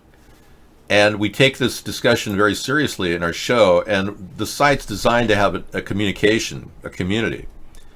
I want people to be able to, have fun with the internet. A lot of people are static. They stare right at their screen and they're going, what's on the news? And I click the news button, you see the news. A lot of people don't do a lot to explore the internet, and that's what those buttons are all about. You should have had your W10 updates on pause for 7 days. I don't need to have them on pause. I'm doing an update right now in there. I just want to get it over with. Yeah, I've got DLive and Mixer on my to-do list this week. So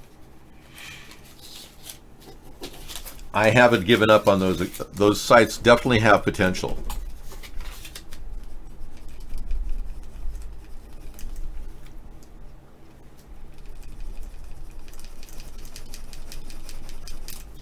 Yeah, that pen definitely bit the dust.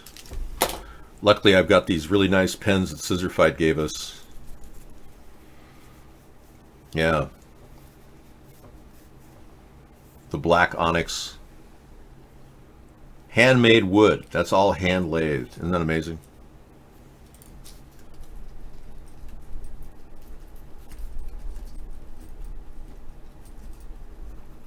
Thank you, Scissor Fight. Very nice pens. Always be able to use those, that's for sure.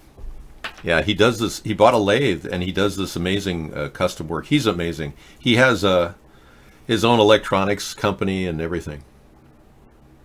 He made these by hand. I love the wood grain. I'm a big wood grain guy. Yeah, I love cabins. I love knotty pine. I love the feeling of being in a cabin. One of my best memories in life was being in this beautiful cabin made out of cedar.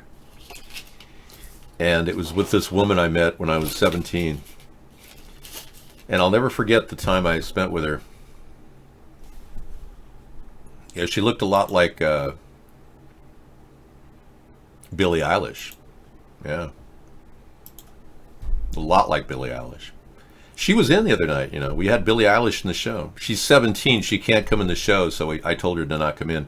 Meta Nemesis actually left a message on her chat room to come to our show, and she actually came in. For real.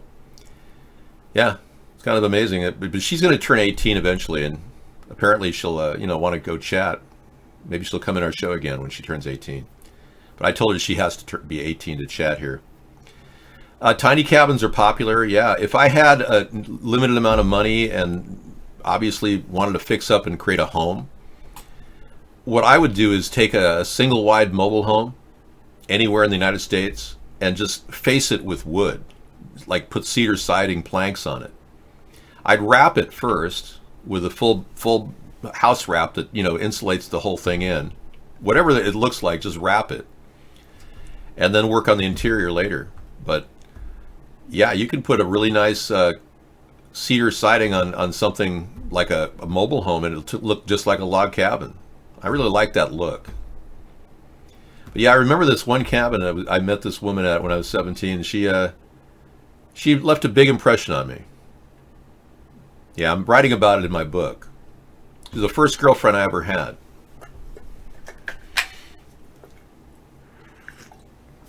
Her dad had built this cabin in the woods in New England and had spent his life building it. It's absolutely immaculate interior. It's just that knotty pine feeling makes you feel like you're in, that was cedar. Elizabeth Warren takes commanding lead over Joe Biden. I don't believe that. No, many people are really questioning whether she was legit when she lied about being a Cherokee Indian. Now, Joe Biden is known for lying when he cheated on the bar exam and then lied about it. So it's really a choice between liar number one or liar number two. I don't believe the polls are even accurate at this point. She's been more vocal. Her team has been framing the discussions more, and offering increases in Social Security has been one of her techniques. I don't believe that. I think Bernie and Biden and Warren will be in a three-way heat as we move forward. But Biden will still take the lead because he's obviously got the moneyed backers. A survey interviewed 1,219 likely Democratic primary voters following the Houston debate. If you consider yourself a Democrat, who's your first choice for the presidency? And the debate put Warren leading the pack, 6 points ahead of Joe Biden. This is improper because this is a Houston-based debate. And if they polled Houston people and Democrats in Houston, it's unlikely they got a fair swash of the population.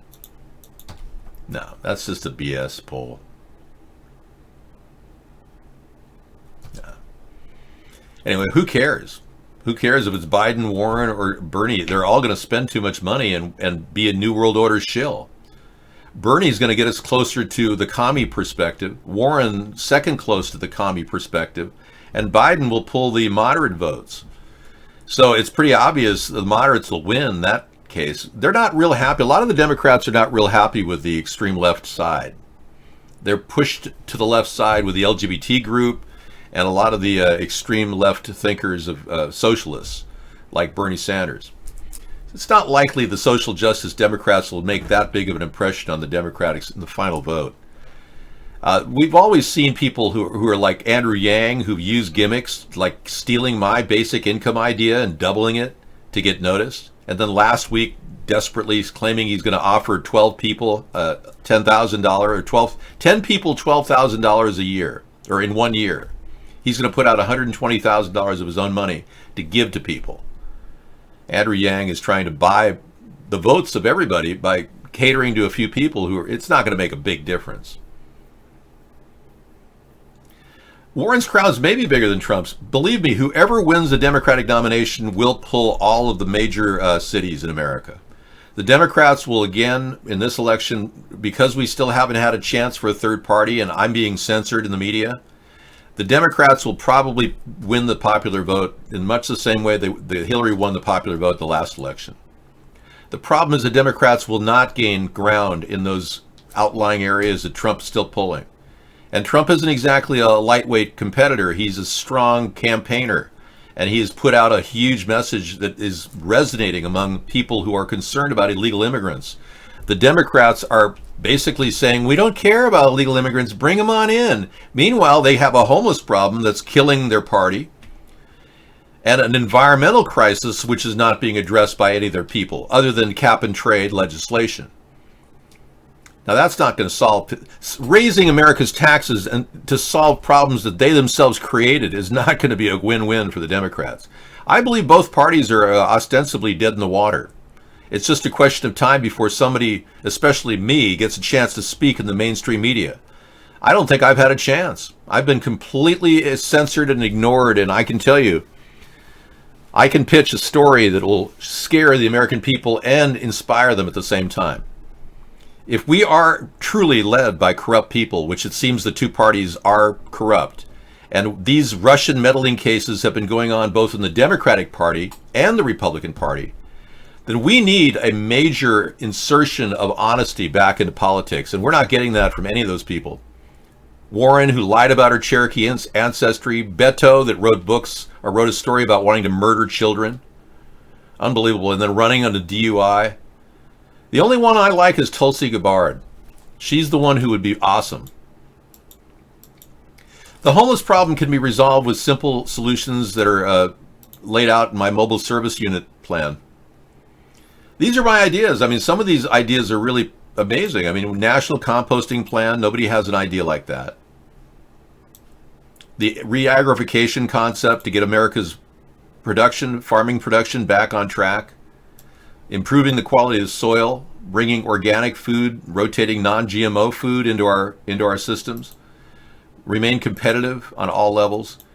The Civilian Conservation Corps, that's the bread and butter of the plan to help young people get a job, and we'll even give them housing in our public parks. I'm going to be phasing out a lot of the expensive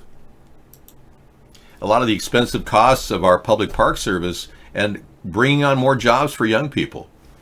And the infrastructure bank loan of 2% offered to U.S. businesses, hiring U.S. citizens at a living wage of $15 an hour. That's my original idea. These are ideas that the Democrats don't have. And then a $500 a month plan for all U.S. adults that are not collecting any disability or any Social Security. If you're collecting disability and Social Security, your numbers will stay the same or increase. Now, if I have to double this, and if Andrew Yang were to win the nomination, with his doubling of the basic plan to $1,000 a month, I've offered to match it and double it, take it to $11.11 per month for every U.S. citizen who's not collecting any benefits. And anybody Social Security-wise who's collecting money, you'll get more money. You'll get $11.11 a month.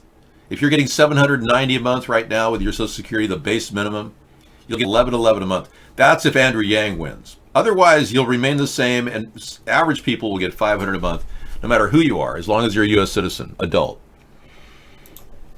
This is going to be an injection of tremendous vitality in our retail sector. And some of the biggest beneficiaries of this increase, this amount of money, giving you, the people, the money to invest in our future, this will come like a big bonanza of money for companies like Walmart. So in the deal, I'm going to make sure that if Walmart wants to be able to continue to collect EBT cards, and Costco will collect. If those big box stores want to collect EBT cards, they're going to have a minimum wage of $15 an hour nationwide. So I can use this as muscle to pull Walmart's salaries up. And since they're one of the largest employer in the U.S. with 1.5 million workers, everybody at Walmart will be getting $15 an hour when I get done with this. We'll use this as muscle to get Walmart to do that, or we'll just cut their EBTs. Because Walmart actually sells 38% of our food. Believe it or not. Their superstores and regular stores sell 38% of our food.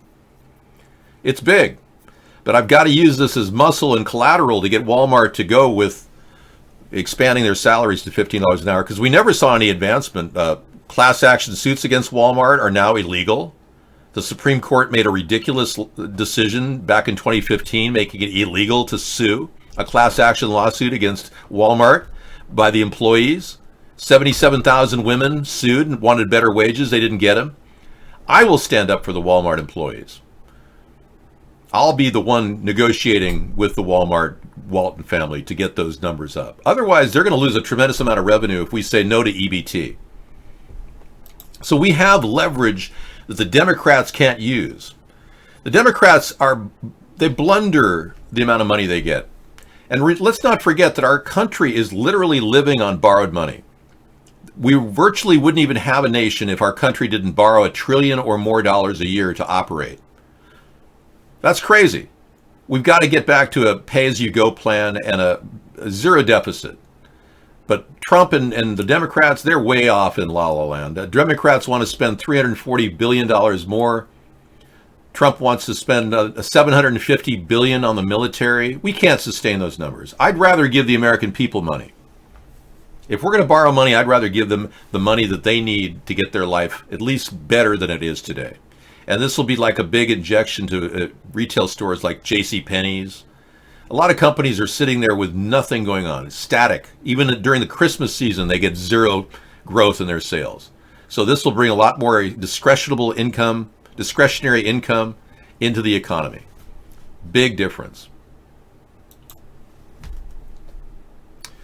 Yeah, the Walton Show is a great show, but that was not about the Waltons.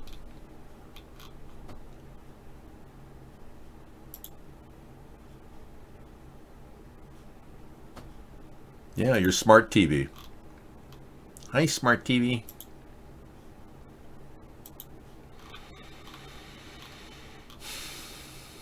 More portable and more affordable. Okay. Yeah, I see how this is definitely going to be moving forward. When addressing privacy, the Portal products appeal to you will probably depend on how you view Facebook. For the past 2 years, the company's been in the headlines for failing to protect its users' personal information from third parties. So the thought of having a Facebook product in your home, especially one with a camera, may turn you off. You think? 90% of the plastic that's polluting our oceans is coming from 10 rivers. This is actually good news, because if we dealt with the pollution at those 10 river sites, we would be so much better off worldwide. Even if it was just one country helping another country. If the U.S. were to give a handshake out and help Egypt and the Nile, or India and New Delhi, and perhaps the Ganges.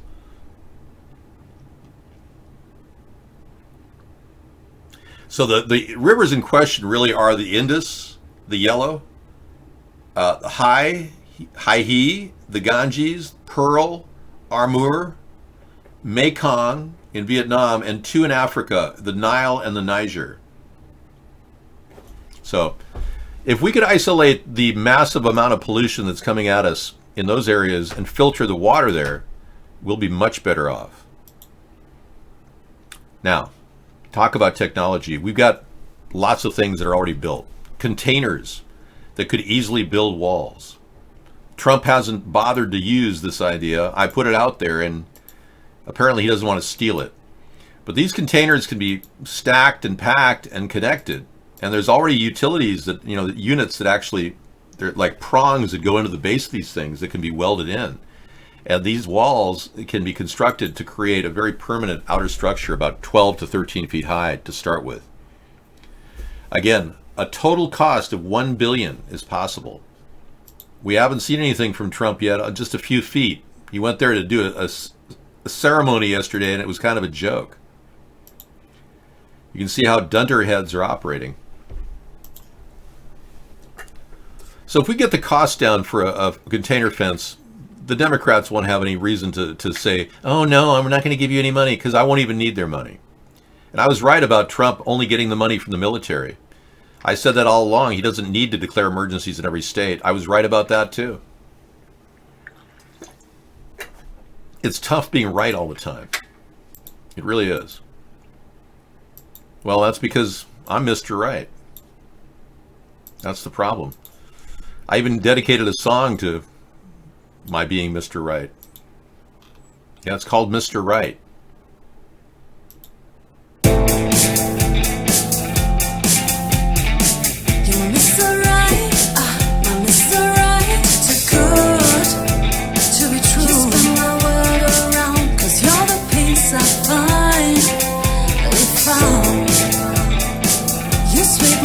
My feet, my heart stops to beat, cause you make me melt away.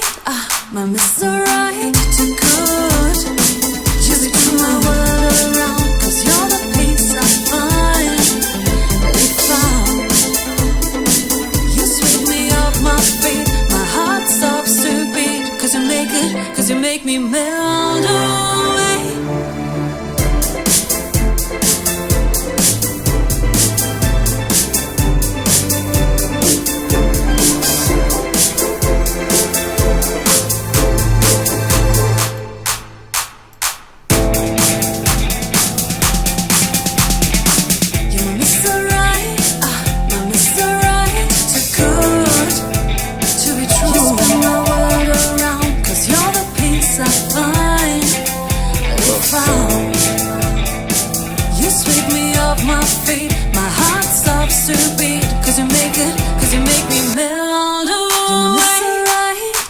My Mr. Right, too good to be true.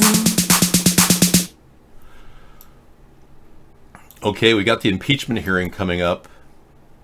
Yeah, I'm going to track that tonight. Let's see what's going on with that. Here's a guy who's homeless. This was a drone camera over a homeless encampment in Los Angeles. Let's listen in. Platforms.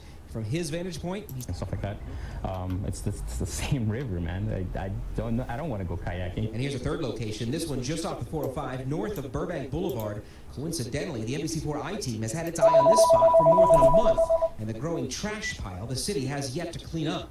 The regular people and the taxpayers are losing. Perez says it's the reason he started Dying California on social media platforms. From his vantage point, he says the solution is more simple than anyone is letting on. Just enforce the laws, enforce parking laws, enforce vehicle dwelling laws, enforce the trash, the littering, just irritate them. And eventually they'll go somewhere else or they'll stop.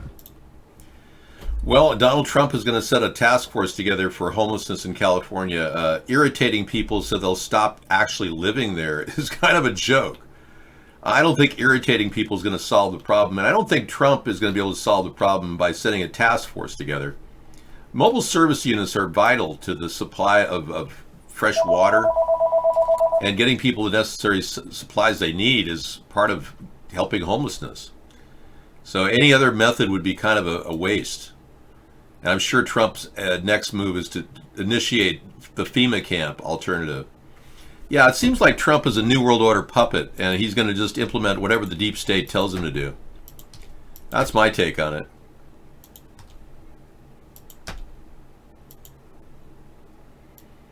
Okay, the impeachment hearing is it only has two thresholds to meet and verify. All that's required for the impeachment hearing to go forward is more evidence of Donald Trump cheating in the election and misuse of power, like obstruction. And it seems like even getting people to talk, he won't get anyone to actually talk, and no one will release information about this new whistleblower report. It looks like Donald Trump is using obstruction now, again, to keep the lid on any real story that looks like he's mishandling the position of the presidency. It's more than obvious to me that Donald Trump is not the right guy for the job. When he started stealing my ideas to get elected, that was a threshold that he crossed. And he did so willingly to just take my ideas, like the 1,000-mile fence I've had since 2008. I actually measured the distance we had to go. And I did the math work in terms of analyze the maps to see where the vulnerabilities were. I came up with the 1,000-mile fence idea. He stole that in 2014 after he took a lot of the other ideas that I had going, like the birther issue in 2012, and borrowed those ideas to get noticed, as well as many, many others. He's even talked about mobile medical units and never implemented them. Okay, Matty D has a little story tonight on 153 News. 75 countries using Chinese-style tracking on its citizens. Wow. I heard that Eric Schmidt, the former CEO of Google, was developing this for China. Here one more time, Thursday, September 19, 2019. All right, now I wanted to show this to you. Real easy to find. You can type in just 75 AI surveillance. Okay, we're going to go right down again. Now, I showed Amazon. I showed the fingerprint thing they were doing in the mainstream media, that they wanted you to do that for Whole Foods to check out faster, while at the same time they were hiding the report that Amazon, via the U.S. government, was giving them all your personal information, including even like your security stuff, home security, everything recorded off the Echo, etc. Okay? Now, and a lot of this is Chinese software. Yeah, a lot of it was developed by Eric Schmidt and Google. Given Facebook did personal support for the Chinese military. Mark Zuckerberg's been contracted them by the Chinese government to develop their social credit network. So, yeah, we got Silicon Valley loves to sell to China and manipulate people's freedoms. Why not, right?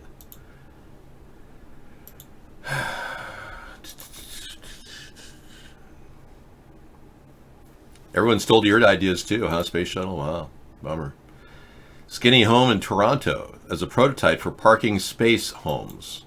Okay, Skinny Home. Clippers. They were like, we want you on the team. And he said, okay.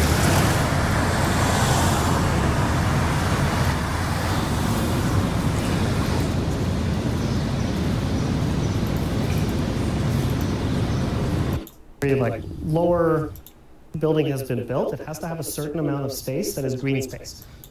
There it is, the Skinny Home. How about that? You got a little bit of space between two regular houses and you're putting a Skinny Home in. Well, these could be the rage out in Silicon Valley when houses are, really a premium. I put that in the lineup. Thanks for the link, man. Appreciate it. A lot of emptiness in front. Yeah, Skinny Home. Yeah, Mark is trying to make more and more money off the show because it's a big money maker worldwide for him. He gets a lot of money revenue from people to censor us, and the more people that hit on the show, and I don't make a penny on any of this, of course, because I've never wanted to take corrupt corporate money or Russian money. No, I would never do that. So, consequently, I've received nothing for anything I've done here, but he's made hundreds of millions of dollars on the success of our show, and in the process kept us from actually succeeding and getting local donations from U.S. citizens. Hey, there's a possible payoff in the El Paso shooting hoax. They've tracked something. Thanks, Scissor Fight. Let's take a look at this story. Jeffersonian girl. El Paso payoff.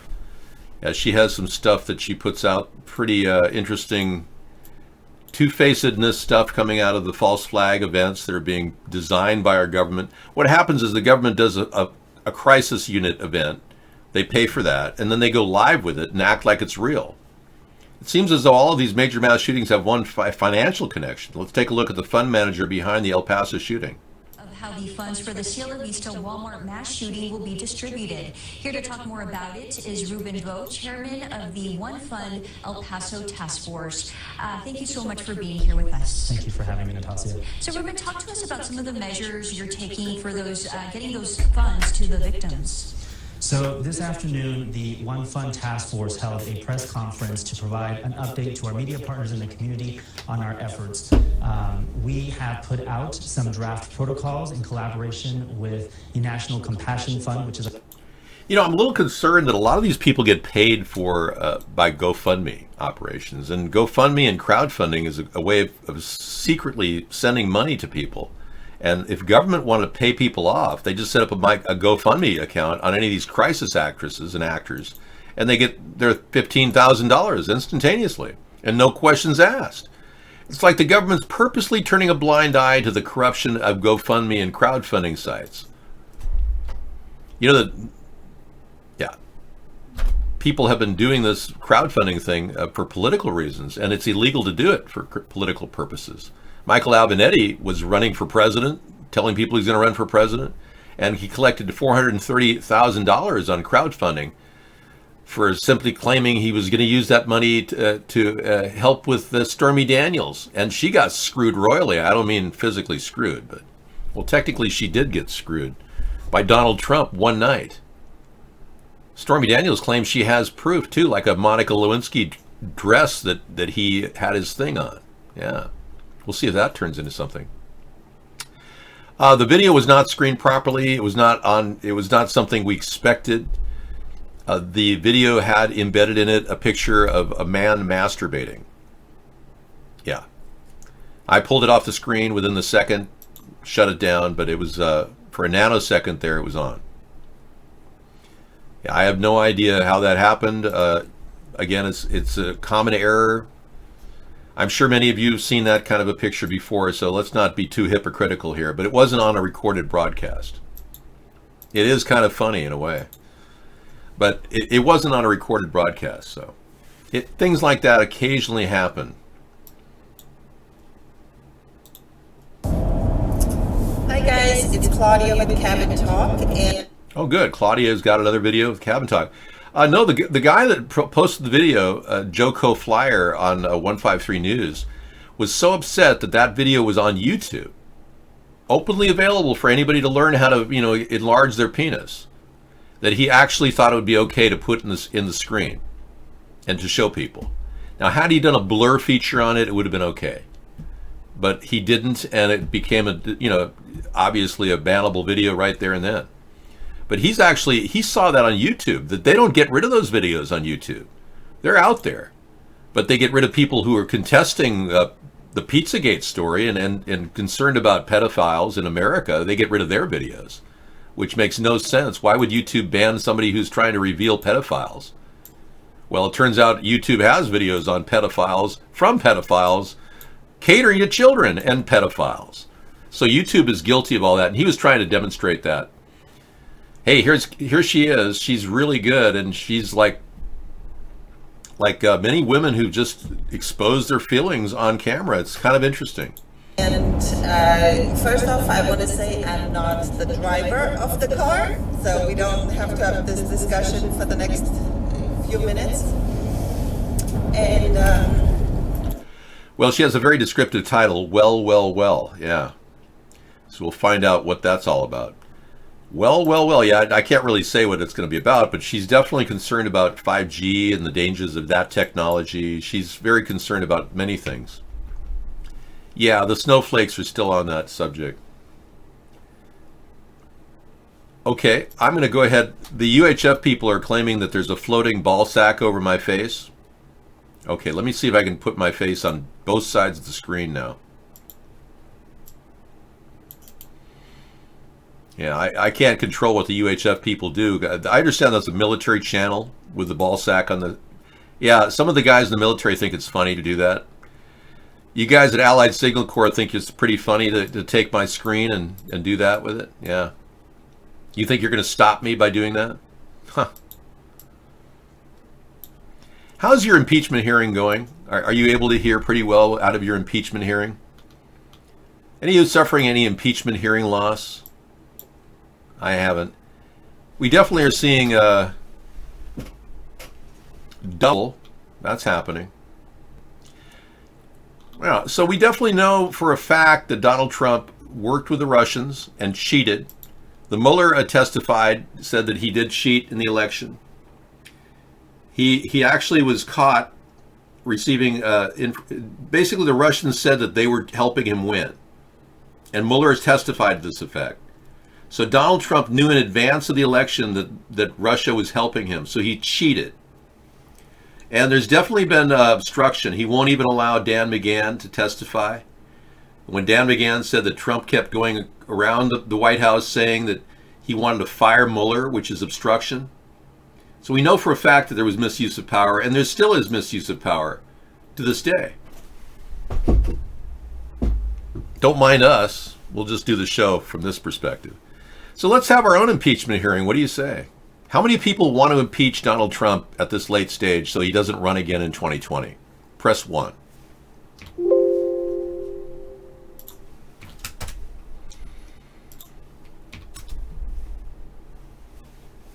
Okay, I'm the only voter here. So you can see why the Democrats are having a problem getting steam. Oh, Scissorfied had number ones. Juan wants to impeach him. Thank you, Juan. We have 3 people that want to impeach him at this late stage.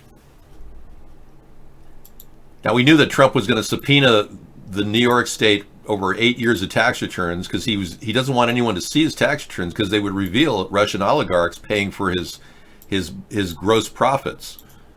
Right, that's my take. Trump sues Manhattan DA Cyrus Vance over subpoena for his tax returns. Vance's office is probing hush money payments made to women alleged to have an affair. Stormy Daniels, they want to see 8 years of tax returns. No, I'm not going to show you anything. Remember when back with some breaking news from the White House and a new lawsuit involving President Trump. This time, he's the one who's filing it. We've just got word from his legal team that it is being filed against the Manhattan District Attorney. NBC's White House correspondent Kristen Welker is joining me now. Kristen, tell us what you're hearing from the president's legal team and what this is all about. Those 8 years of tax returns the Manhattan DA wants, right? Yeah. That's right. The Manhattan DA had subpoenaed the president's accounting firm for 8 years of his tax returns. Now the president's legal team taking a firm stance. This widely expected move, Hallie, let me read it to you. Jay Sekulow saying in response to the subpoenas issued by the New York County District Attorney, we have filed a lawsuit this morning in federal court on behalf of the president in order to address the significant constitutional issues at stake in this case. So it gives you a sense of the way in which they're going to argue this, that there are constitutional issues at stake that would prevent the president's accounting firm from turning over those tax returns. Now, Hal, of course, you've been tracking developments surrounding the president's tax returns since the campaign in 2016, when President Trump first said, yes, he would ultimately release his tax returns. Since then, he's refused to do so. I know you've asked him about this repeatedly. I have as well, a number of other correspondents here in the press corps. He insists, look, they are under audit and he's not going to release them. Of course, we know that past presidents have released their tax returns even while they're under audit. So this is an ongoing standoff, a legal issue for the president, but also potentially a political issue for the president as he heads into the 2020 re-election campaign, Hallie. Yeah, you think? Oh, I'll gladly show you all 10 years of my tax returns, no problem. You're testifying in front of Congress. What is your message to lawmakers? So obviously he has a big problem with his incredible tax return problem. So having no reveal of his tax returns, even though he said he would gladly show you 10 years of his tax returns, lied about that. Now we're finding that this guy is really aggressively stonewalling anybody, including House Ways and Means, from getting his tax returns. And they can theoretically get tax returns from anybody, including the president. He can't use executive privilege to defend his argument. He can't claim there's a constitutional issue here. He's in the wrong. He has to present those tax returns, period. All right, the impeachment hearing's over. Trump has been impeached. Thank you. Charlie, we got a video here. Went to the future, and you got a jet ski from Neptune. Pull up, roll up. That looks pretty fun. Woman gets on jet ski and starts to sing. That'll be fun. I'll play that tonight.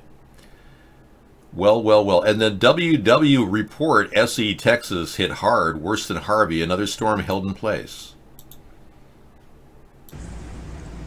Hi, everybody. It's September 19, 2019. Harvey. Worse than Harvey. That's what I'm hearing a lot in these news reports. Overnight, 10 to 30 inches of rain have fallen. 10 to 30 inches. Overnight.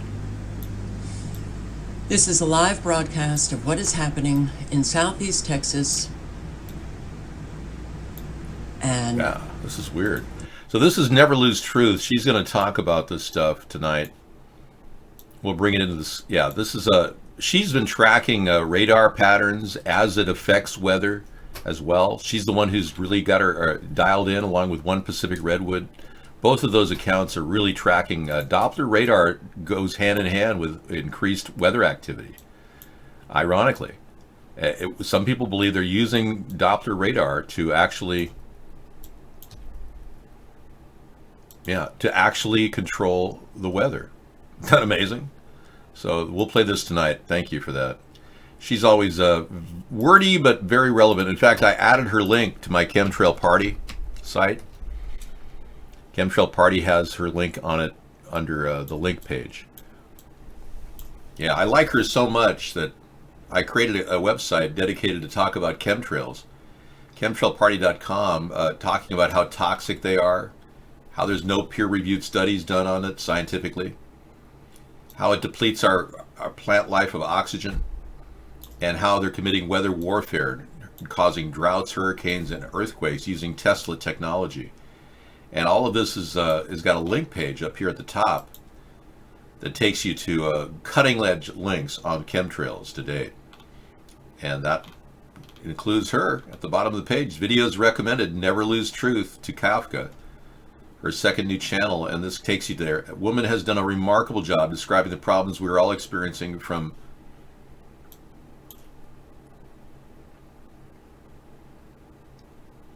chemical radiation and autoimmune diseases. Yeah, she talks about everything from nanoparticles. So she really is kind of the quintessential gadfly to discuss these issues. Like Cabin Talk, she offers another perspective. And Polly's been good. We've been seeing Polly too. She's been really good. A lot of interesting women talking about things right up to our face. None of my sites have a need for HTTPS certification because none of them track your cookies. There's no sites that I have developed that actually engage in cookie trafficking. Chemtrails cause your IQ to drop. Fluoride in your water causes IQs to drop too. I don't know why it takes a long time to load. I can't explain that.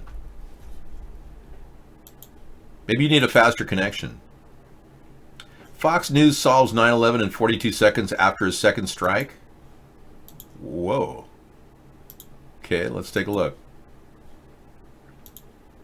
Just a couple of things that happened recently, Dr. Gross. Not long ago, within the last couple of weeks, in fact, there was a pilot who flew. There was another one. We just saw another one. We just saw another one apparently go. Another plane just flew into the second tower. This has to be deliberate, folks.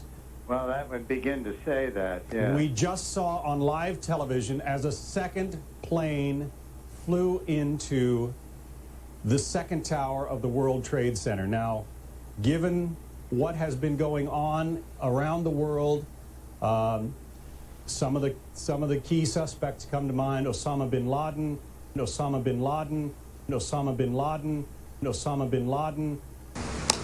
Wow. Wow.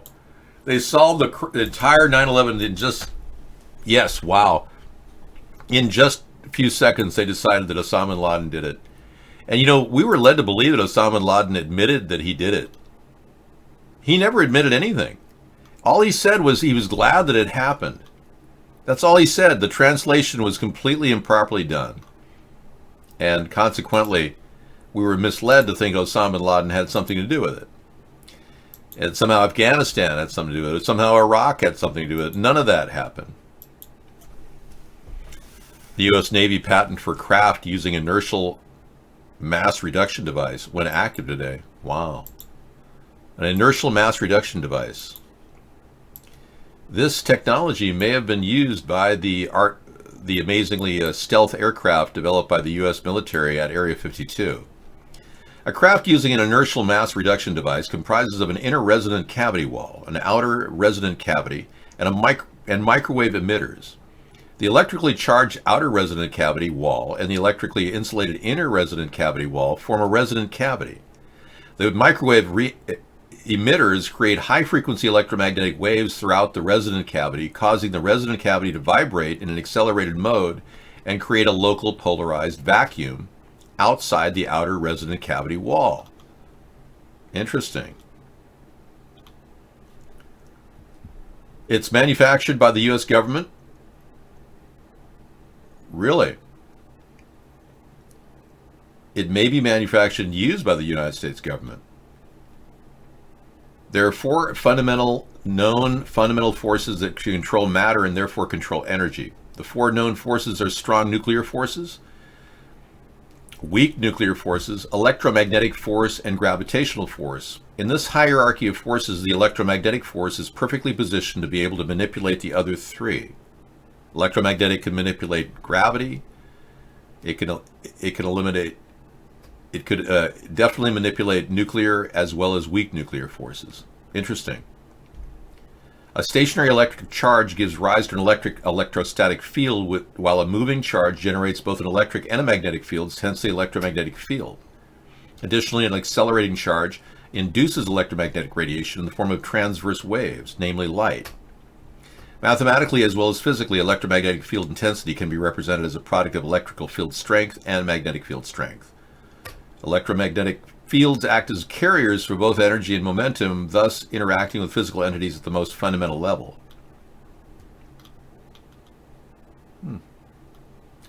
Very detailed patent application here, and it does talk about the possibility of movement. Now everyone's wondering how the TR-3B floats in the air. This is perhaps the best clue we have of how it operates.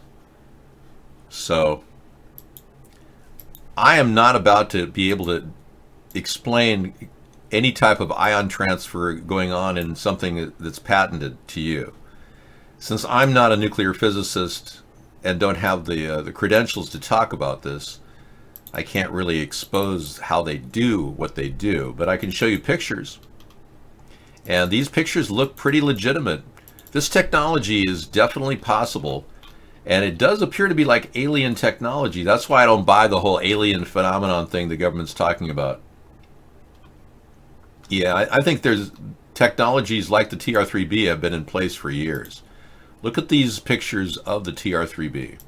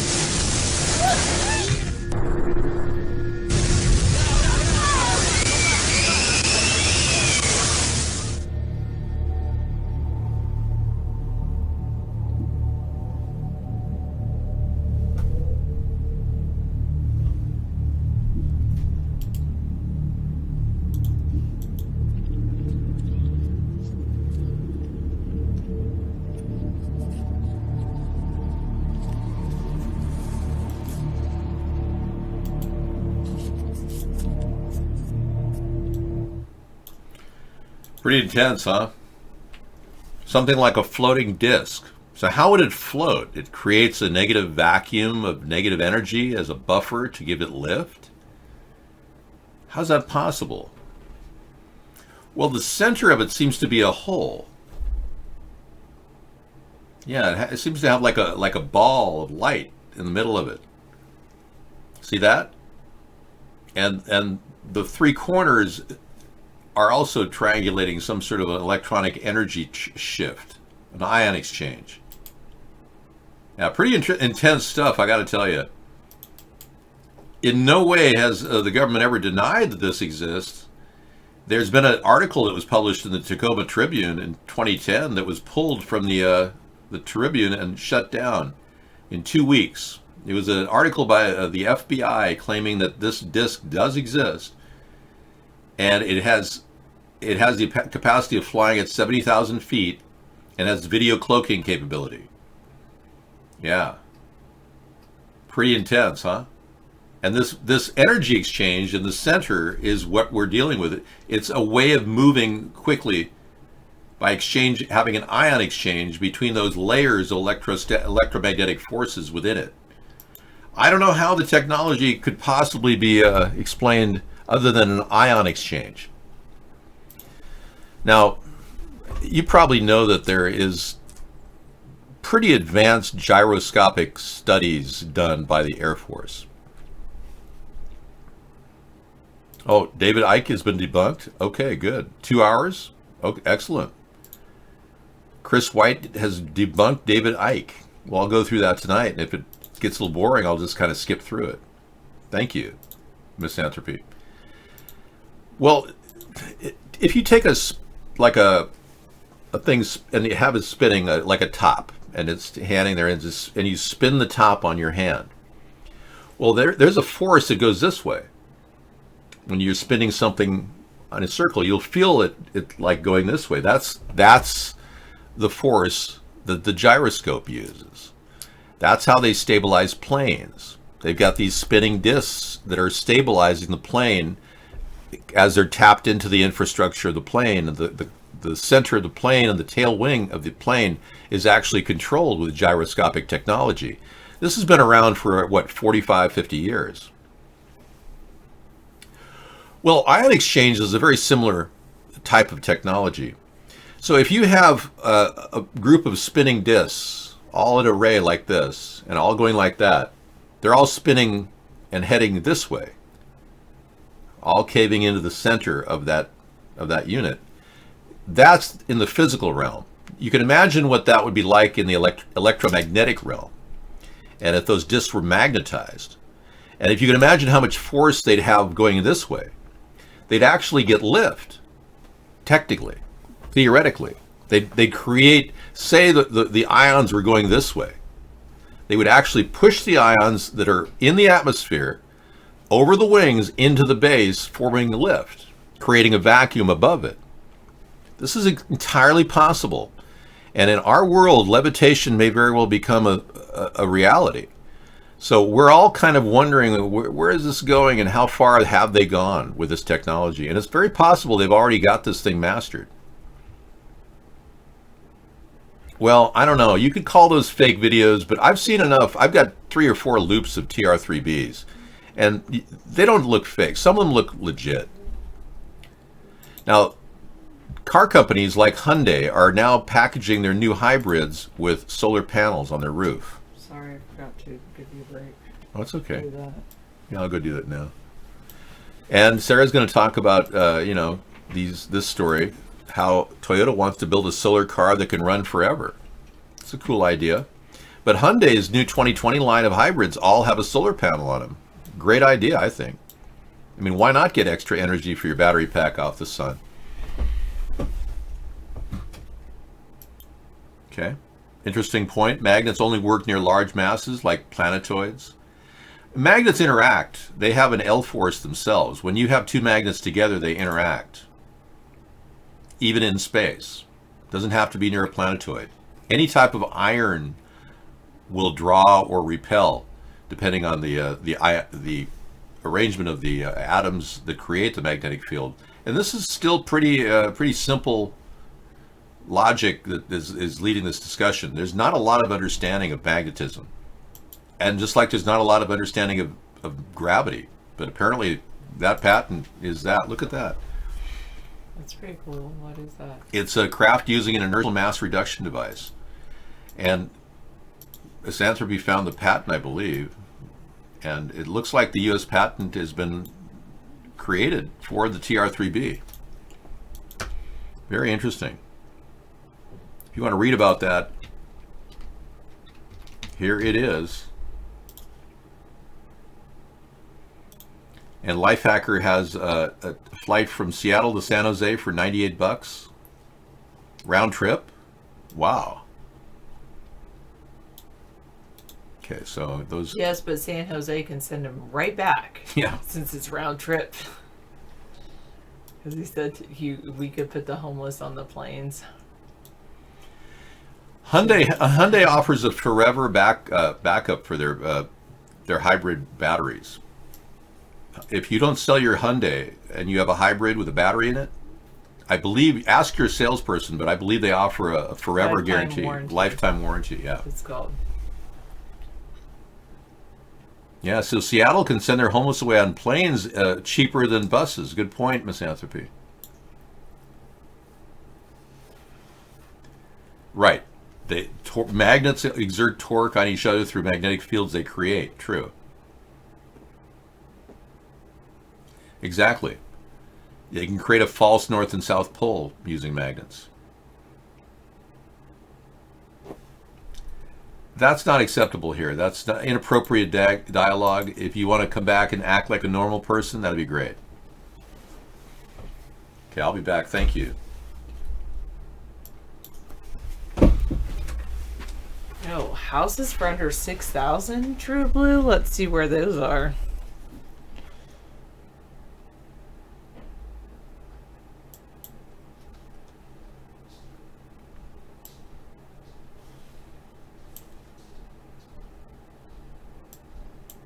Ah, I just closed out of it. I meant to move it over and I hit the thing to close out instead of move it over. Alright, wait. Inside the circular airframe, place a Mercury engine with its solar Mercury boiler at the aircraft center by means of the power latent in the heated Mercury, which sets driving whirlwind in motion. A man sitting inside may travel great distance in a most marvelous manner. And that's from ancient text. Wow. The sampling of houses that can be found on the market at pennies on the dollar. I probably won't show you that. I want to buy them all myself now. Grab them while you can. I'm just kidding. The next stage of the national housing crisis is well underway, especially in communities that have been in the center of the implosion of the subprime housing market.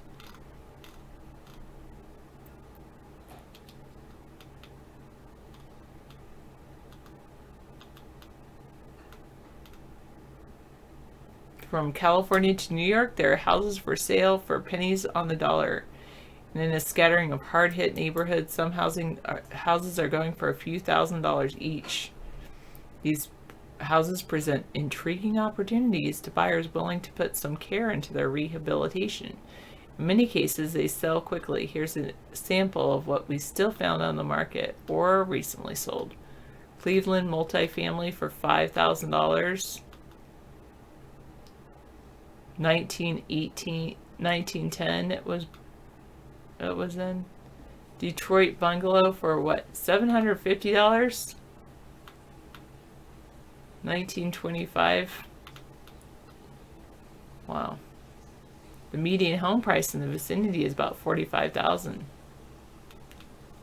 Craftsman at 19th century prices.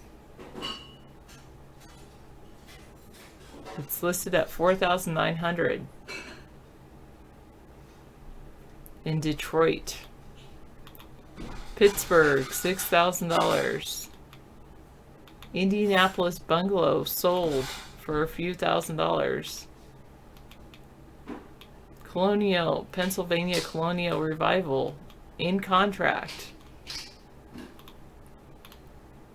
Detroit Colonial Revival, $3,000. Cleveland and Detroit, if you want to move up there, there you go.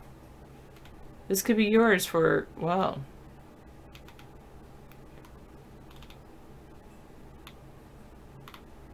All Detroit, Cleveland. Those are the places where you can get cheap houses. Good to know. Do I want to live in either Detroit or Cleveland? Probably not.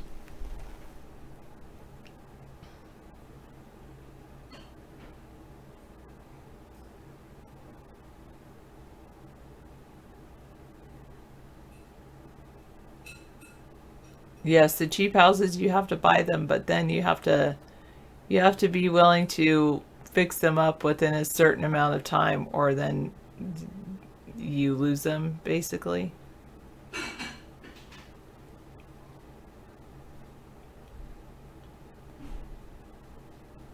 Your next door neighbor from a different neighborhood bought the foreclosure condo for under $30,000. It was worth $78,000, and they just let it totally disintegrate. You don't get the money back. No, you get the privilege of living in a house. No, you don't get any money back if you don't fix it up. You say it's like a scam, I'd say it's like an investment.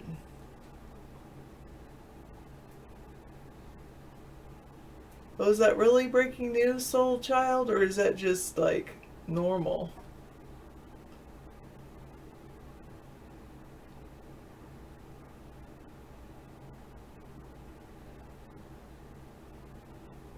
Some report Southeast Texas has been hit hard, worse than Harvey. Another storm is held in place. Wow.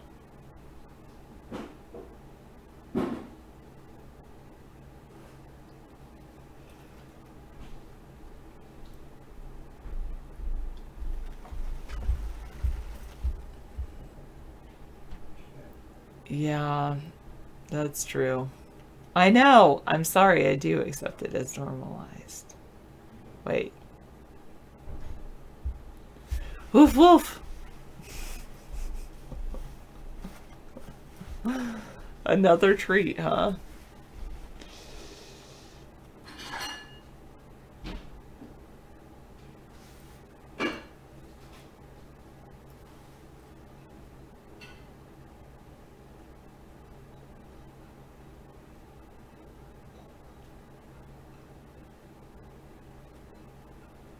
There's a Democratic squad that wants DC to become a state. I don't know. It's very unique. And it's just so darn small. It doesn't make sense that something that small would be a state.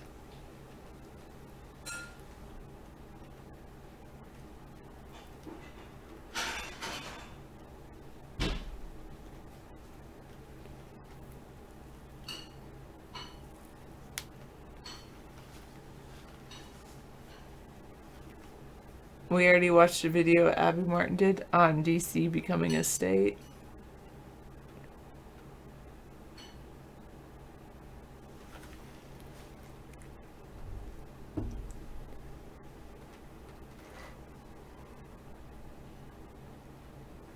Okay. With the really annoying person. Got it.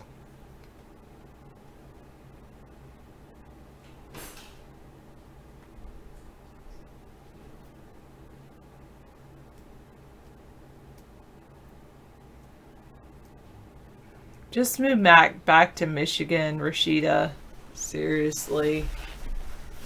Go back to Michigan.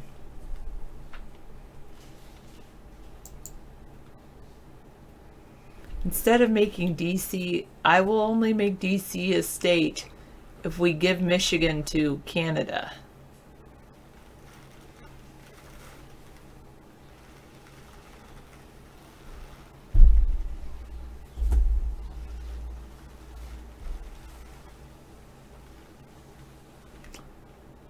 Me too, Misanthropy.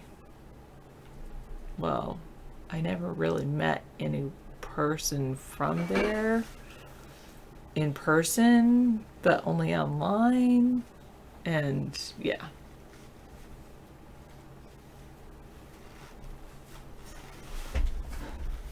So the same birds we grew up with just aren't there anymore.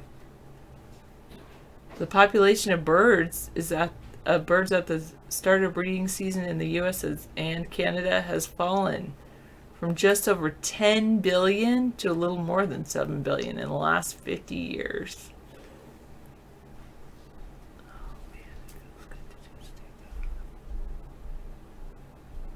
Yeah, maybe the entire state of Michigan has contaminated pipes. Windows 10 just did a big upgrade on the laptop, so.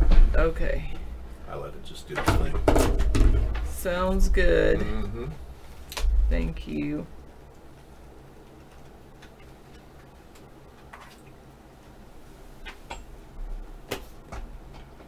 There you go. Then we don't need any more stars on the flag.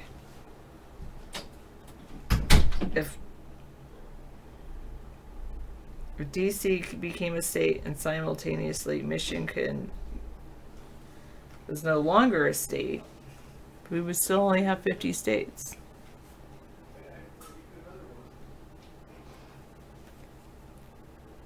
I know, neither can I, True Blue.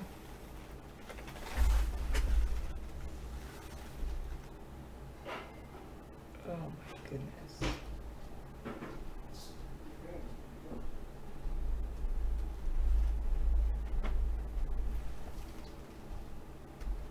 I just gave Amber food.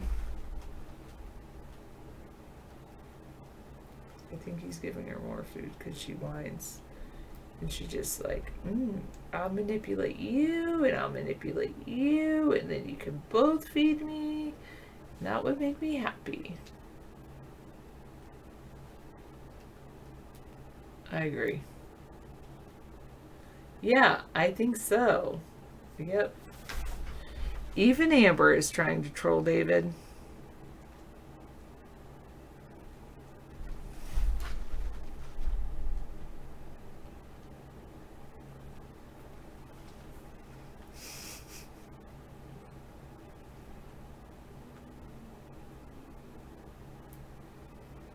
So funny. Maybe not, but maybe. I'll ask David when he gets back. Did you feed Amber more? No, I already did. Maybe. She does that sometimes. She's been recently, ever since we came back from our trip, Amber has been very vocal. Like, she never used to even meow, or you wouldn't even hear a peep from her. But now, since we got back from our trip, she's like, maybe she'll settle down in the winter, but she's like, meow, meow, meow, in the morning. Almost like an alarm clock, like, you're not up early enough. Wake up, give me pets and feed me. She's cute though. Alright, I guess I should look at some kind of news. Maybe I'll do all sides. Yeah, I think the trip did traumatize her, and she's getting old. She is getting to be an old kitty cat.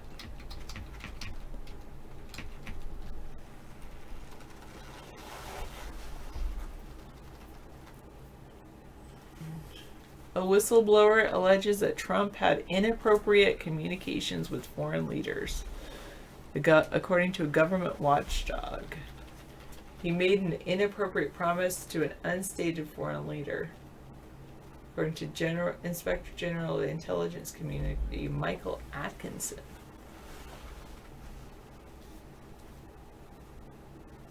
And Trump, of course, rails against him. Schiff, maybe? Wait. I'll look at that. Oh, clone Amber for Christmas? That's pretty funny. I did find something that I'm thinking of getting David for Christmas. But I'm not going to tell you either. And hopefully he'll tell you when he gets it. He's a hard person to buy for. But I actually have 2 ideas for him, so I'm feeling pretty good. And the thing is, the problem with David is he always like, that's a good idea, chat room celebrity. Yes, set up that new USB mixer we bought you last Christmas. Hello, David. I should just say, I'm not going to buy you any Christmas presents until you get that going. Because what's the point? Unless I buy him something that can just sit in a box all the time.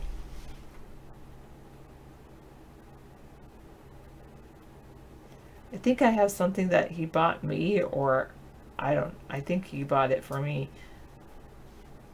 But anyway, I don't remember. I think he bought it for me, but it's basically a shower head. It's also been sitting in a box for maybe a couple years.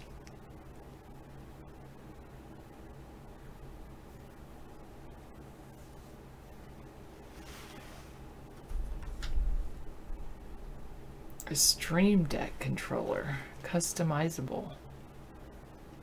Live content creation controller with 15 customizable LCD keys, adjustable stand for Windows 10 and Mac operating system. Wow.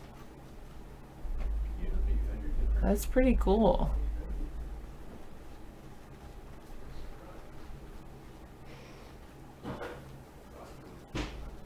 That's very cool. I don't think I'll be getting it, but it's very cool. Oh gosh, I tell you.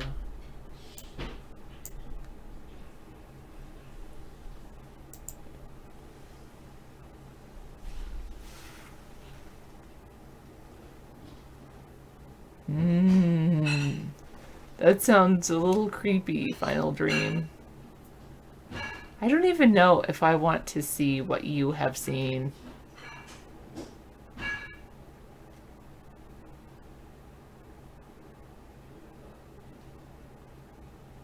That is a good point, Miss Anthropy. You do have a good point there.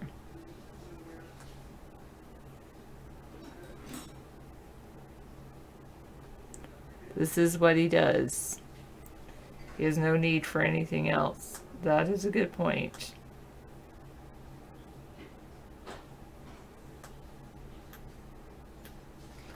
Shodan server on your PC. Wow. That is quite a script.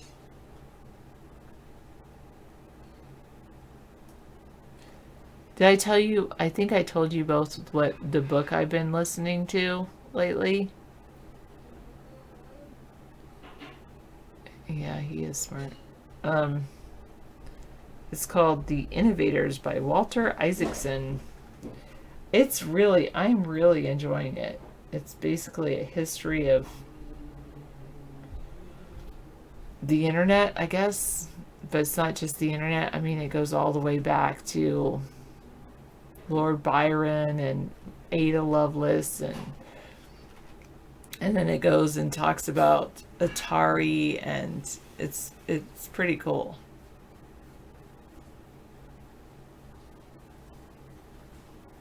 Oh.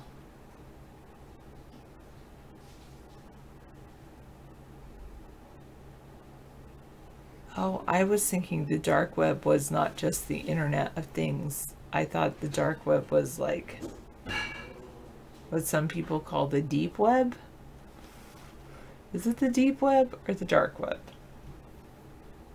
I thought the deep web would be the Internet of Things.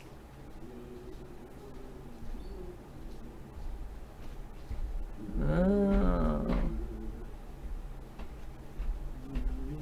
Right there. Oh, okay. Just a second. I was confused. I thought that was... And the deep web is where they do nefarious things, where parts of the internet can't see it, but I mean, not internet search engines necessarily, but where nefarious people hang out. That's the deep web.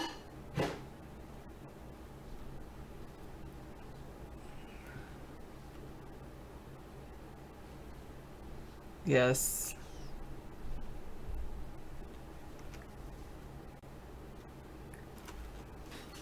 But for me, the sooner David comes back, then the sooner I'll go to sleep.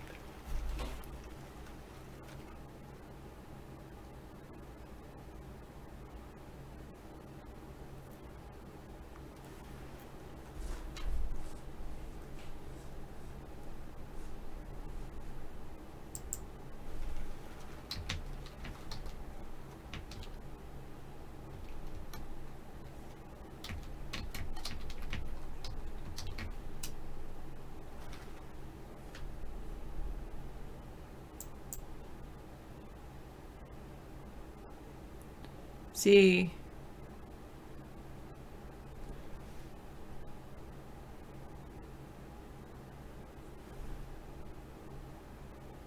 this is what I was on. This is what I was thinking of.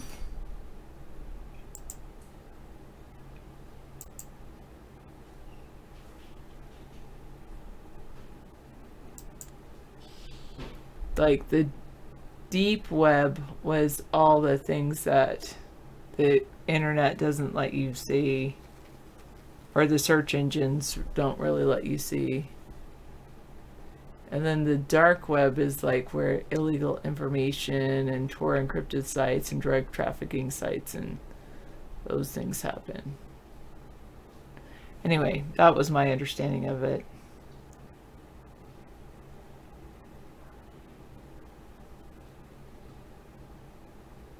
Okay, it's also the Internet of Things should be in here. IoT. It does make sense.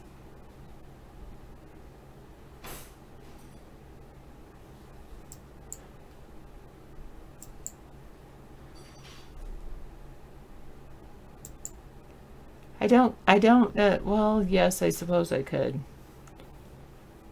Tell me all my stocks and where they're at? I could. That's pretty cool, Final Dream. Being able to see the Internet of Things and all those IPs and where traffic is routing. And it's, this book I'm reading or I'm listening to about The Innovators is called, by Walter Isaacson. It's pretty interesting. Like right now I'm listening to how who created the idea of packets and how the whole idea of like the internet itself came about, like ARPANET, but how the idea of routers came about. This is why you get muted, Suffering All, because you just want to talk about sex. So I'm going to mute you.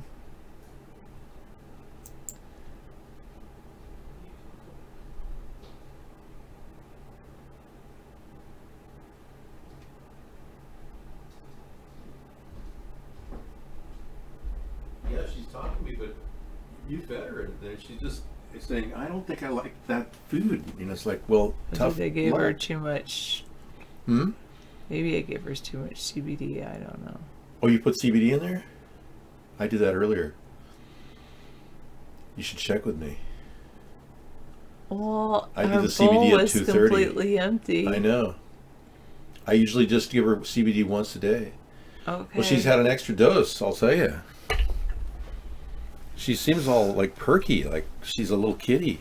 Maybe that's why she's happy. She's happy or something. It's like, wow, this old cat is acting all chipper.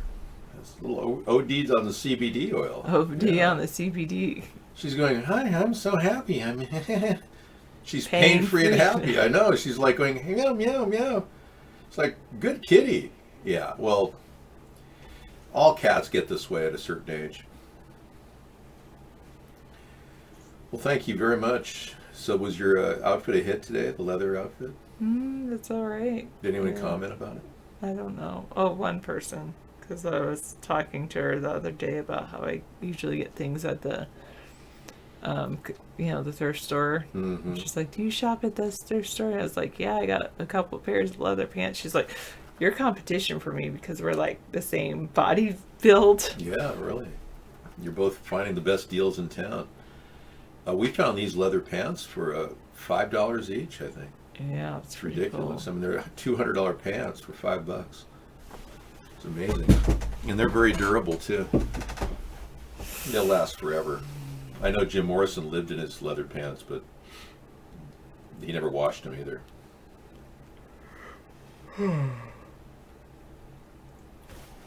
Okay. I'll be right there.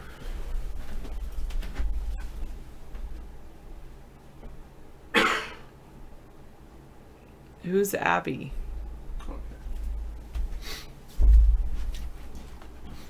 I feel better now. Okay, I solved all those kitchen issues, and we're all set. We're all squared away. You got one more big day for the week. I know. Yeah, so. Yeah, Abby wears leather pants, really. Abby Martin. She's a leather pant person. Yeah, she has like kind of a look, I suppose. Yeah, I think Misanthropy would like to date Abby Martin if he could. Okay. She's like the perfect person in his mind for him to hang out with. Other people are looking at her RT show. Oh, okay. I think she's married, isn't she? Autumn begins next Monday. Wow. Pretty cool. Cool. In just a few days. Oh, that feels so good. Well, I was thinking of putting a bed in here and just like laying down and sleeping during the show. We could just like hang out and Well, I do lay down and sleep during the show. Well, good. Just in another room. Well, you should have that option. Yeah. All right. Thank you very much for all the great. Yeah, this is such a nice vest too. Yeah. You even have a place for coinage right over here. Yes, I do. All right. I know it is odd that people watch people sleep.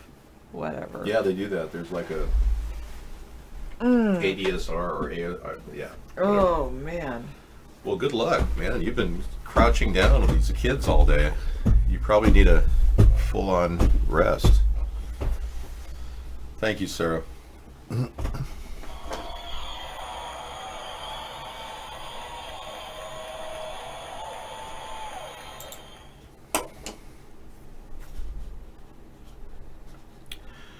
So, will Justin Trudeau weather the storm of controversy, or will he resign?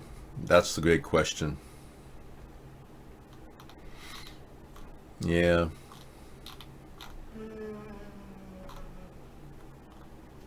Wow, you found houses that are all very, very cheap. Look at those. They're in Cleveland, Indianapolis, historic property for $5,000. Wow. Yeah, gabled Queen Anne. Yours for $4,500. Look at the brickwork on that. Nice. Cleveland duplex for $4,000. Cleveland.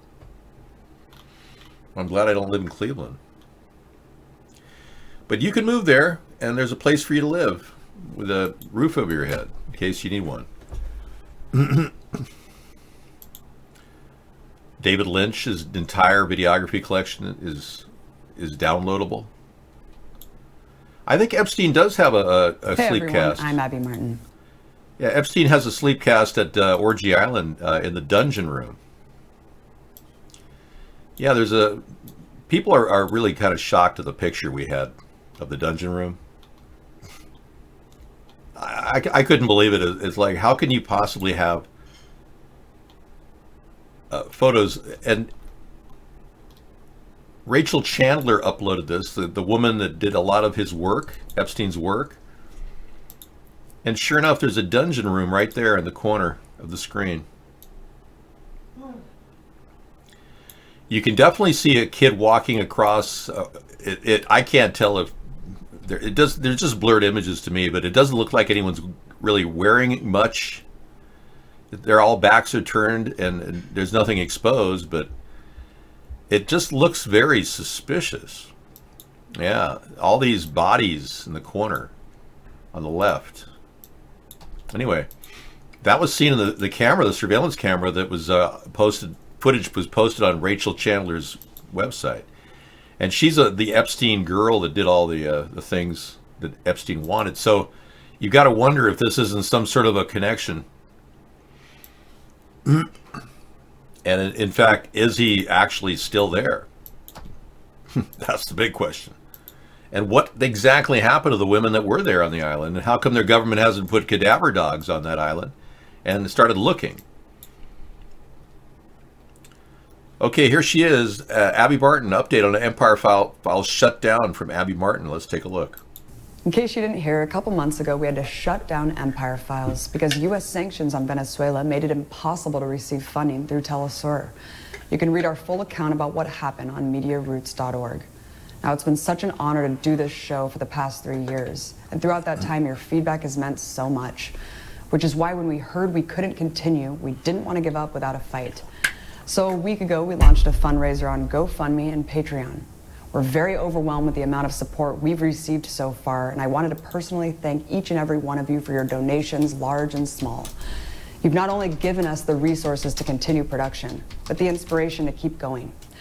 We're excited to announce that we've officially raised enough funds to finish documentaries from our unreleased footage from the Gaza protests, from on the ground in Colombia, and to bring you several other new episodes. So once again, a sincere thank you to everyone who has made that possible. But we're still appealing for funds because we want to keep this show going well beyond that. So if you haven't donated yet, with your help, we will independently bring you more hard-hitting exposés for as long as we're able to. So thanks again, everyone, and we look forward to presenting the brand new, independently produced Empire Files. I tried to play that at the lowest volume I could because I don't like to shamelessly plug people. Yeah. I hope you barely heard it. Good.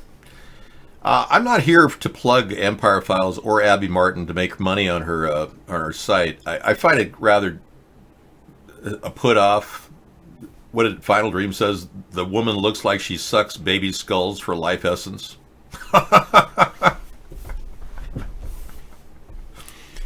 It's like it does have. She has that vampirus dominatrix thing going on. I don't know how it, but maybe misanthropy is attracted to that. I don't know. But yeah, there's something a little bit odd about that whole approach to journalism. Is pay me first, then I'll do the story. That's the old world. That's when people actually got paid to do journalism. Now people go online and do research for free. Welcome to the real world, Abby. Back in 2009, when the economy shrunk and the mortgage debacle happened, subprime mortgages went under. We saw 15,000 journalists lose their job. And I met many of them online that just said, hey, there's just nobody hiring. And they never hired again. That was a big, huge drop because a lot of the companies went to automated, computerized text and everything developed by a computer. A lot of these stories are being hashed together in syntax, brought together with computer technology, and they deliver stories. The real journalists are a dying breed. So when they have to earn money like that up front, you know they're on their last leg. I know, but again, sometimes the story should lead the footage. If they've got a breaking story, they need to get it out there. That's just the real miracle in journalism, is to get new information out to people, and then it becomes old information. It's all about getting new information out to people as fast as possible. And if they're waiting on the funding to get the Gaza Strip footage out there, that means there's no story there. Or whatever story there is, it's not going to be much. It's just the same old story of, oh yeah, the U.S. is concocting these gas attacks on the innocent people in Syria. Or the Gaza Strip is allegedly being ripped apart by attacks from the Jewish Defense League. And all of these atrocities are occurring. You know, yeah, there is a ban on any footage of the Palestinian problem at the Gaza Strip. So she's actually violating an international ban on that from Israel. They don't want anyone photographing their mistreatment of the Palestinian children. I seriously think that we need to use our muscle with our ally, Israel, and make them be accountable for their actions. It's not that big of a deal. If they simply sign the nuclear non-proliferation agreement and discuss their weaponry, I think Iran may be more inclined to discuss what they're planning, and everyone could get more on the same table. But this constant bickering between the two, and we've only created more of a breakdown in communication in Israel. We've become the problem, as opposed to being a neutral, objective source under Donald Trump. We are now the Zionist country that supports whatever Israel tells us to do. And that's laughed at in other parts of the world. We're seen as a joke. We're not going to be taken seriously if we want to even discuss the issue of détente in the region.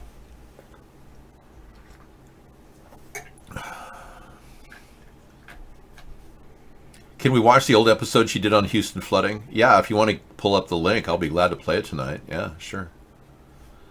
I like Abby Martin too. I just think that she's in the groove of working in the industry, and she's going to wonder where that money's going or where it went. I mean, I think a lot of people are drawing, like I saw Titus Frost, the guy who's doing the work on the Pizzagate story still. He's turned it into an income generating source. He has like $87,000 in his crowdfunding bin. So he made $87,000 just talking about pedophiles in DC and in Hollywood. So a lot of these people are just trying to monetize their journalistic efforts. Well, there's something innately wrong with that because they can be bought off. There was one guy who did some work, Seaman, I think his name was, David Seaman, and he was discredited across the board. People said the guy was completely bought off, and nobody believes any of his videos anymore that he does on anything online. He's been outed as just a money grabber. Yeah, Richie from Boston. He's been used for commercials. The guy's completely buyable. Whatever he says may have valid evidence, just like Alex Jones sometimes sounds right. A broken clock's right twice a day, but Richie from Boston is a kind of a for hire journalist / he'll say whatever they tell him to say, which is not cool. Yeah, David Seaman, right? That guy who did the thing on the Pizzagate. Yeah, he's been seen by many people as not legitimate. That's how the internet works. He's been discredited because he went for the money. I know a guy I had him in my home even. This William Mount. He's become a YouTube success when he joined the Lucis Trust Fund, and the Lucis Trust Fund is a group of Luciferian people that operate out of the UN. How weird is that? Wow. I know, you're having an overdose of CBD oil. We got double dosing you. We'll see if that makes you feel better. Yeah.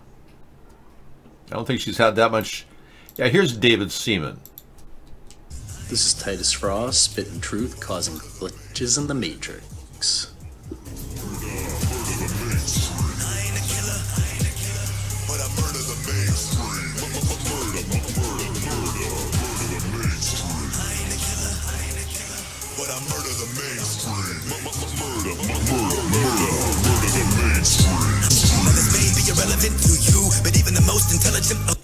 Okay, so this guy Titus Frost, we'll play this for you tonight in the after show, but he basically takes and exposes David Seaman. And trying to raise awareness of this, I had put my attacks on a certain individual on hold. However, due to actions by that individual, this has dragged me back into the fray.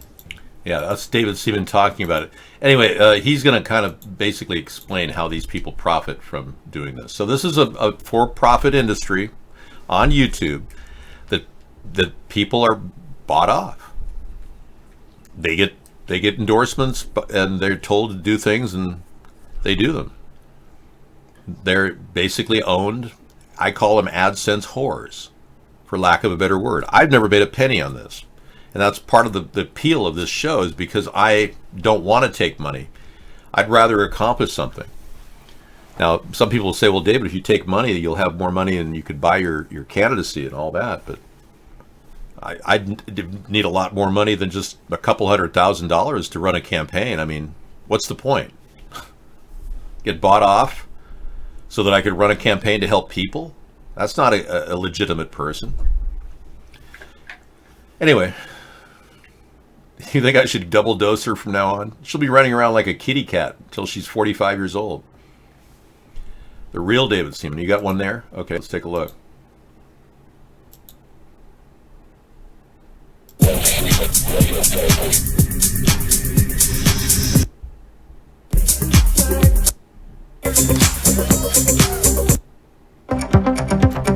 That's a different David Seaman. Yeah. That's a mix master DJ. Okay. Yeah, get a certain amount of views and companies start offering contracts. Right, but it doesn't work quite that way. These people have to stay within guidelines, and they're told when they can't say things and when they can say things. So if there's something like an expose that needs to be brought up, they can be paid as controlled opposition. And yeah, and then they become like Alex Jones talking about the Bilderberg Group, and it goes nowhere. Alex Jones isn't going to start a party. He's not going to build a political movement. He has no intentions to do that. Here we have the intention, but we don't have the means and the way, because we are censored in the mainstream media. We don't get any free press like Trump and Alex Jones got, and the Young Turks get, and all these people that are owned get. So we, being the people's voice, are neglected and suppressed and censored. That's the way this world works, and this is how it's been for decades, if not centuries. In the 1870s, a third party was first started after the Act of 1871, which essentially gave our government a new seat of power in Washington, D.C., and also ceded the power of the United States of America slowly over to the United States Corporation. So since 1871, the United States Corporation, acting through Washington, D.C. as their primary corporate office, has controlled the destiny of this country. We, the people, haven't used the apparatus of our Constitution since we started, really. It's, at this point, just a piece of paper unless we actually use it. This document can disable and disembowel the New World Order. Our own Constitution has the capacity to lead us toward a new beginning in America as well. But we have been so dumbed down and fluoridated, and lithium has permeated our air that most of us are like, nah, I don't have time for that. Screw that, man. I just want to watch a new TV show. Or maybe there's some, some game I want to get involved with, So the act of politics has become inert. And that's how they've been able to control us all these years. They essentially hijacked our government, the powers that be, and took it over out of D.C.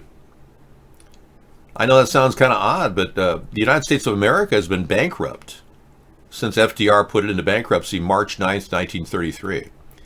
And since that time period, this United States Corporation, which essentially was developed in the Act of 1871, this United States Corporation has taken over. Now, the United States of America has solvency. If we just start back and go through Chapter 11 and restructure our funds, we could actually lead the nation again. And we could essentially create all of these programs. It's kind of like the reverse of what FDR did. He started the United States, he followed up with the United States Corporation and created that to supplant the structure of our government prior. So if we bring the United States of America back, we could start this infrastructure bank, lead the Treasury into a plan to loan money to the American citizens at a low rate of 2%. This would trigger growth in the economy that would be guaranteed. And it would have a multiplier effect, because every dollar that the people of this country spend on the retail sector will compound into other opportunities for people, jobs. People can, now pay for your car to be waxed or cleaned by somebody. A car, maybe you want to build a carport for your car. Somebody can get contracted to do that, a couple $1,000s. You and your wife may have enough money to do that. Consequently, the economy starts getting revived again. Well, we may have to just put United States Corporation in bankruptcy and bring the United States of America back out of bankruptcy and restructure the funds. It's that simple. But this would take a revolutionary look at how to handle the budgeting. We can run parallel to the Federal Reserve during this time period, and there's no specific time at which we would move over completely. We could put a timetable of 5 to 10 years on this process. We could have both the Federal Reserve and an infrastructure bank running simultaneously.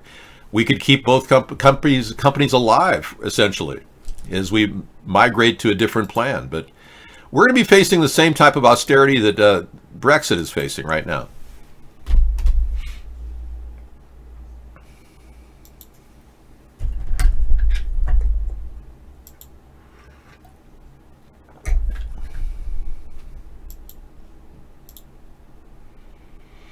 Hey, we're going to pull that out of the show because I think it's not really relevant. I'm not going to keep it in chat. Thanks.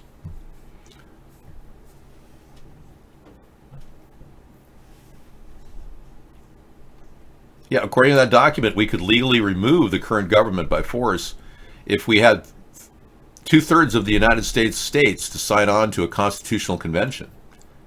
If we had 2/3 of our governors all agree that they want to meet in one location and have a constitutional convention, we can do that, and we can essentially throw the Congress out and create a brand new election. The biggest problem with what we have right now is going with the flow seems to be the going mantra. No one's really willing to jump ship.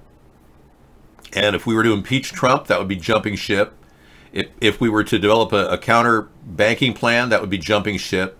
So no one's willing to jump ship, but this isn't jumping ship. This is running a parallel system as a backup.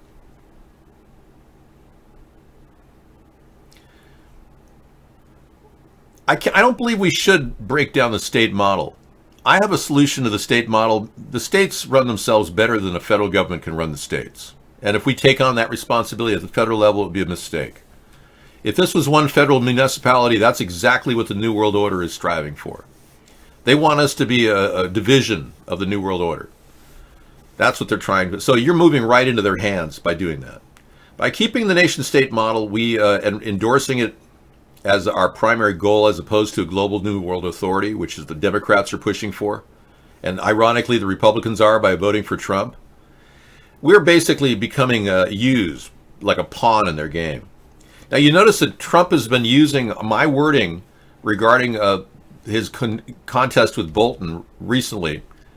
He's using my wording exactly in why he fired Bolton. And he's saying he doesn't want to be a 911 to the world, and the police, basically, we're the policemen to the world, basically, is what he said. I've been using that for the past 9-10 years. We've been policemen to the world, and we've been used by other countries. Now Trump is using my rhetoric to defeat John Bolton and push him out of the office. John Bolton just didn't fit in. But Trump isn't going to be able to buck the Pentagon and all of the military brass who want to stay in Afghanistan and finish the job. That's how they see it, and they're not leaving. So Trump wants them out, but they're not going to go anywhere. So it wouldn't matter if John Bolton or somebody else was in that place. Shanahan is going to have to go along with whoever tells them what to do until they get another person. But Trump is acting like a complete buffoon by having acting Secretary of Defenses, acting Chief of Staffs, acting Secretary of Commerce, acting Secretary of Labor. I think Secretary of Commerce is he's for real. Yeah, he's staying. But Secretary of Labor, Acosta, has been removed, so an acting one is in place. So there's a lot of acting people. And Trump says, oh, I like acting. I'm good with acting.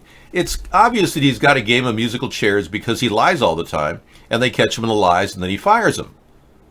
This is not that hard to see from outside. This guy is absolutely incompetent in the role of President of the United States.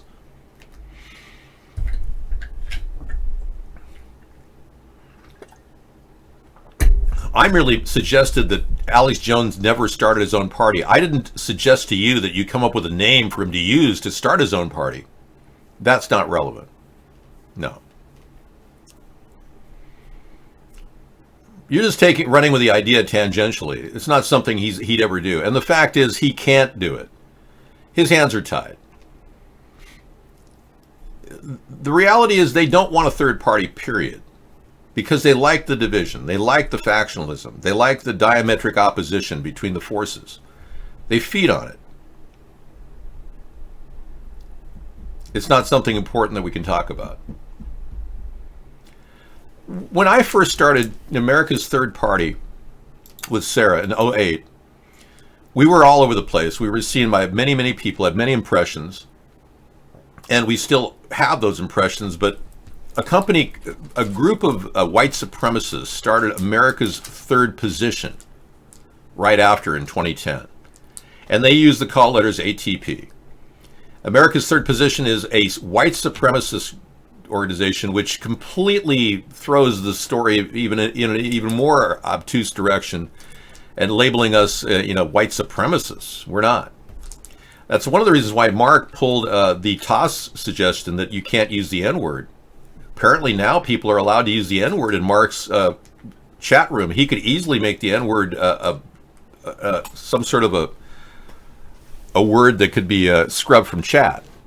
They can easily delete certain words that come through chat, simply. He's not done that. In fact, he encouraged people to use it, and that's been the problem.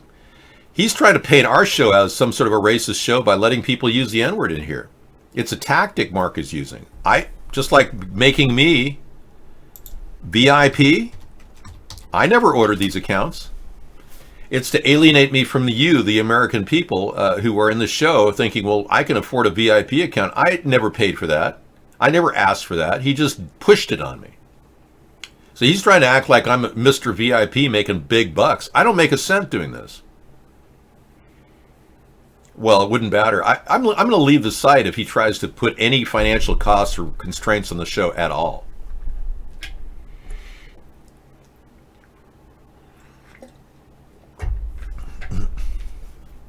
What happened was the Act of 1871 was a move to create this legal entity, the United States of America. United States Corporation. And it gave them the opportunity to build Washington, D.C. And the Masons were directly related to the plan of the Act of 1871. It was a Masonic maneuver to build the city of D.C. And the Masons got a lot of jobs out of it. And it was big money, big business. What drove the country in the early days were people that actually worked hard at building buildings like the Masons. They actually formulated big plans for D.C. and they still have them. The problem with our government is we're borrowing money to keep it running. That can't last forever. If you were just going out every day and charging everything on your credit cards, you and I both know that you'll be out of credit cards and nobody will give you any credit cards after about maybe 2 or 3 years of doing that. I've known people that have actually maxed out their credit cards across the board and they keep taking out new credit cards, paying the other ones with the new credit cards. That's what this country is doing. It eventually maxes out to the point where you can't get any more credit. Well, therein lies the problem. Our interest rate on our debt, we're paying $35 billion a month on interest. We just looked at the August Treasury report last night, and we're paying $35 billion a month in interest. That means we're paying close to $400 billion a year interest on the debt. Our net GDP in America for what revenue that comes in through taxes is around $2 trillion. So 2,000 billion. So 400 billion a year in interest is a big chunk of that money. We bring in 2 trillion on average and 400 billion goes out to interest on the debt. We're getting screwed. We're getting hosed royally. By allowing that to grow every year, by borrowing more and more money, it's going to be too much to handle, and we won't have any funding to continue on except through borrowing. And that's where we're at really right now. We keep borrowing to keep the funding coming in, And unless we cut the spending, and the Democrats and Republicans don't want to do that because their reelection is all connected to the spending. That's why we need a third party to stop this, because we won't have any constraints. We could easily cut the cost of our military budget by $300 billion and pull it down from his $750 billion, at least down to $500 billion again, if we have to, or even more. But it's the fact that we keep spending at a reckless pace, that the U.S. debt is enlarged every day by so much. Now the debt clock shows the U.S. debt at $22,576 billion. And the state debts are pretty similar. California is perhaps the worst in debt, also one of the largest populations, but it has a cumulative debt of $472 billion. And see, spending is way out of whack. Their revenue is $470 billion, and their spending is $582 billion. So California is way out of whack. This recent vape law that made it so you can't vape in certain states. Michigan, it turns out, has a $7 billion they're missing $7 billion in revenue that they expected from cigarette sales.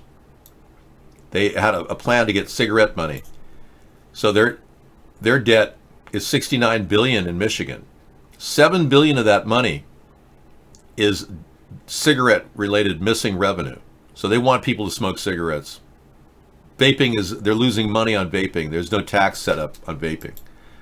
Now the simplest fix would be just to initiate a tax for vapors. And that would bring more revenue in. But no, they're trying to convince everybody that 3 to 5, now 8 people died of vaping. How do we know that those people weren't contaminated and poisoned with some vaping contaminant? There's been no scientific study of every one of these cases, no forensic analysis, nothing. So Trump is jumping the gun and going to outlaw vaping, and he's turning on all of his supporters, MAGA supporters, who don't ever want a president to act like a commie, and that's what he's doing. You don't like what Twitch is doing with their API? What are they doing?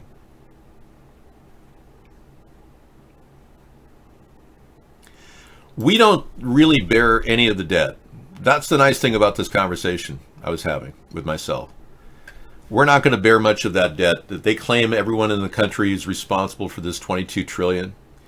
No, that was acquired by the United States corporation. We never signed on to it. The citizens of the United States of America, birthright, born into this country. I never surrendered my citizenship of the United States of America and surrendered and became a corporate entity in the United States government. We have ostensibly a facade of a government running under the United States corporation title, which could be, they could acquire all that debt in the bankruptcy and have to surrender $22 trillion in debt. That's the beauty of bankruptcy. We can go back to the United States of America again, pull it out of bankruptcy. I'm sure buying that debt off that it had originally would be small comparison. Plus, remember, the World Bank has a tremendous amount of money stored in our account. The Federal Reserve handles that money, but we've got $40 trillion sitting in the World Bank, at least from the winnings during World War II, the Japanese and the Germans. We've got about $40 trillion sitting there, if not more. So we could easily pay back the debt for United States Corporation and then bring back the United States of America with a trust fund of almost $20 trillion to draw from. We could do a lot with money wisely as opposed to borrowing every year and running behind like we do. Trump's got a lot of debt too. He owes tons of money. $2.4 billion he owes, personally.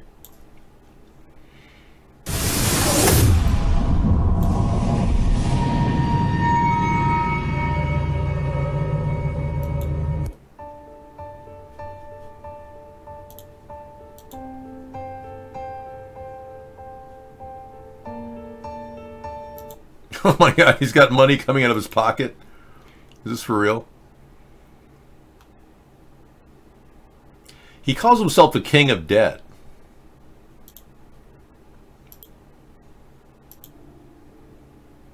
That's pretty funny. He lives and dies about this stuff. But new Trump is the government.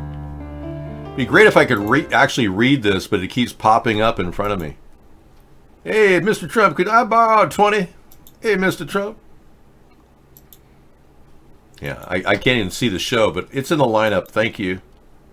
Look at the District of Columbia Home Rule Act. It's not a corporation like you're thinking of. No, I'm not. It absolutely has its own legal parameters around which it is essentially the center of a corporation. The DC District of Columbia is the heart of a corporation. You like the debt per citizen in Russia? You could buy a woman there very cheap. Okay, why don't you move to Miss Anthropy? I think if you moved to Russia, you're more likely to get to know Abby Martin. She'll think that's cool and she'll want to come and join you. All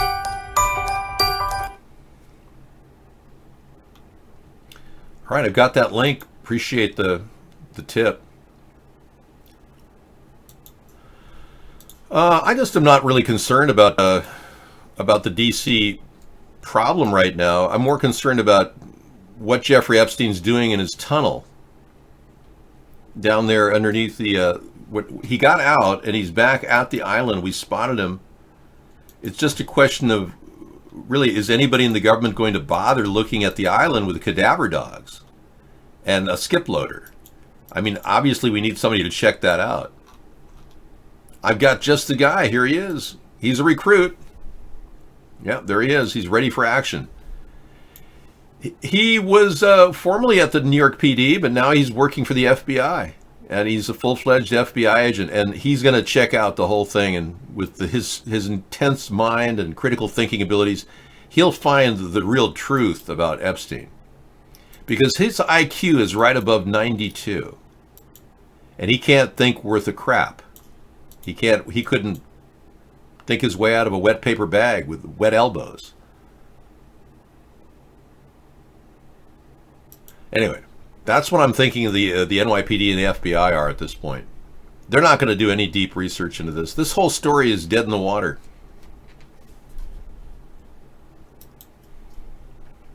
Obi-Wan Kenobi, yes.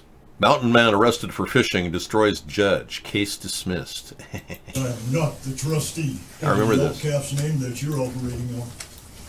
This is good. You're in court today because you were charged with some charges. I'm here in court today because I am making a special visitation. This is not an appearance, only spirits appear.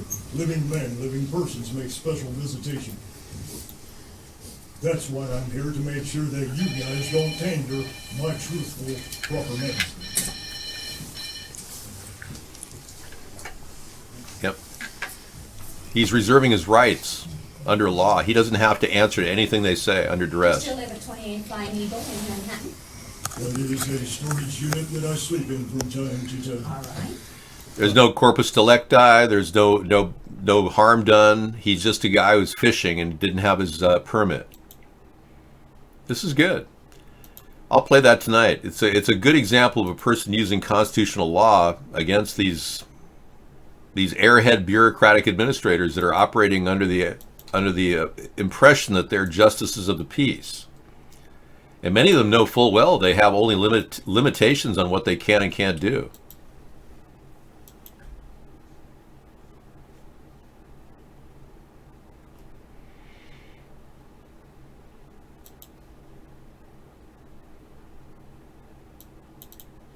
Thanks, Obi, for suggesting that video tonight. Yeah. Anyway, we've had enough technology discussion. I'm not that concerned about the new item on the iPhone 11. It's not really my thing. I'm more concerned about the effects of cell phone towers, electromagnetic frequencies. If you have a cell phone, and I'm going to leave with this thought. If you have a cell phone or a cordless phone like this, don't hold it next to your head if you can avoid it. Hit the speakerphone function.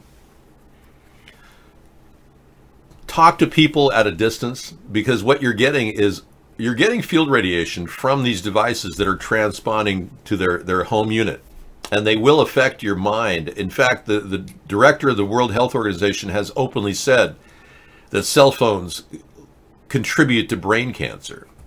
So don't think for a second that everything's safe near you. If you've got a laptop, don't use it on your lap. It shouldn't really be sitting on your lap. It's going to be too close to your vital organs. And remember, it has a Wi-Fi transponder that's probably 5G. The new ones have 5G transponders that can communicate. So you've got to understand, this is not something that's been tested. And the government really doesn't care. Otherwise, they would have told people this information. So we have to kind of go on our own. If your kids are using a cell phone before they go to bed, have them use the speakerphone in the closet so they can have privacy with their friends. Seriously. I'm not telling your kids to go in the closet, but somewhere where they can do it privately. Now, a lot of people are going to talk to their friends, holding it out so you can hear it, so mom and dad can hear it. So you have to come up with a way of solving that. Maybe one of the rooms in the house where people can talk on phones with a speakerphone on. If a kid uses a cell phone near their head before they go to bed, studies have shown that they won't actually get REM sleep. So your kid will be deprived of their rapid eye movement sleep. They need at least 2 cycles in order to feel normal in the morning. So that's a very important factor that always keep that in mind.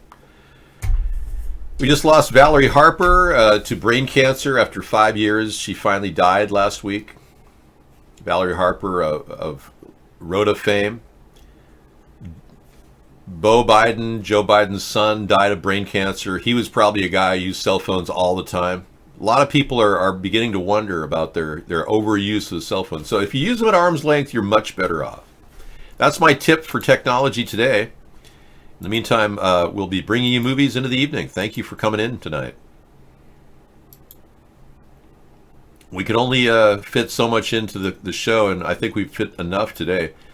We're not going to see anything from Trump other than stonewalling until the Democrats grow some gonads and balls and really go after these people with real criminal charges and get Pelosi to, bag the whole non-impeachment thing. Go forward rather rapidly right now. The Democrats won't have a shot at the 2020 election unless they show their muscle right now. And if they can't do that, then we're stuck with Trump until he decides to leave office, ironically. I wish that wasn't the case, but apparently it is. Take care, everyone. I'll see you tomorrow. I'll be in the chat till 1 o'clock, though, chatting with everybody. America is ready for a change. A third party is the change we need. Accountability in government, term limits for Congress, media verification, and a fresh approach to fixing our environment. We need a new direction for our nation. Join us in the middle of the political spectrum for our nightly commentary and discussion at America's Third Party.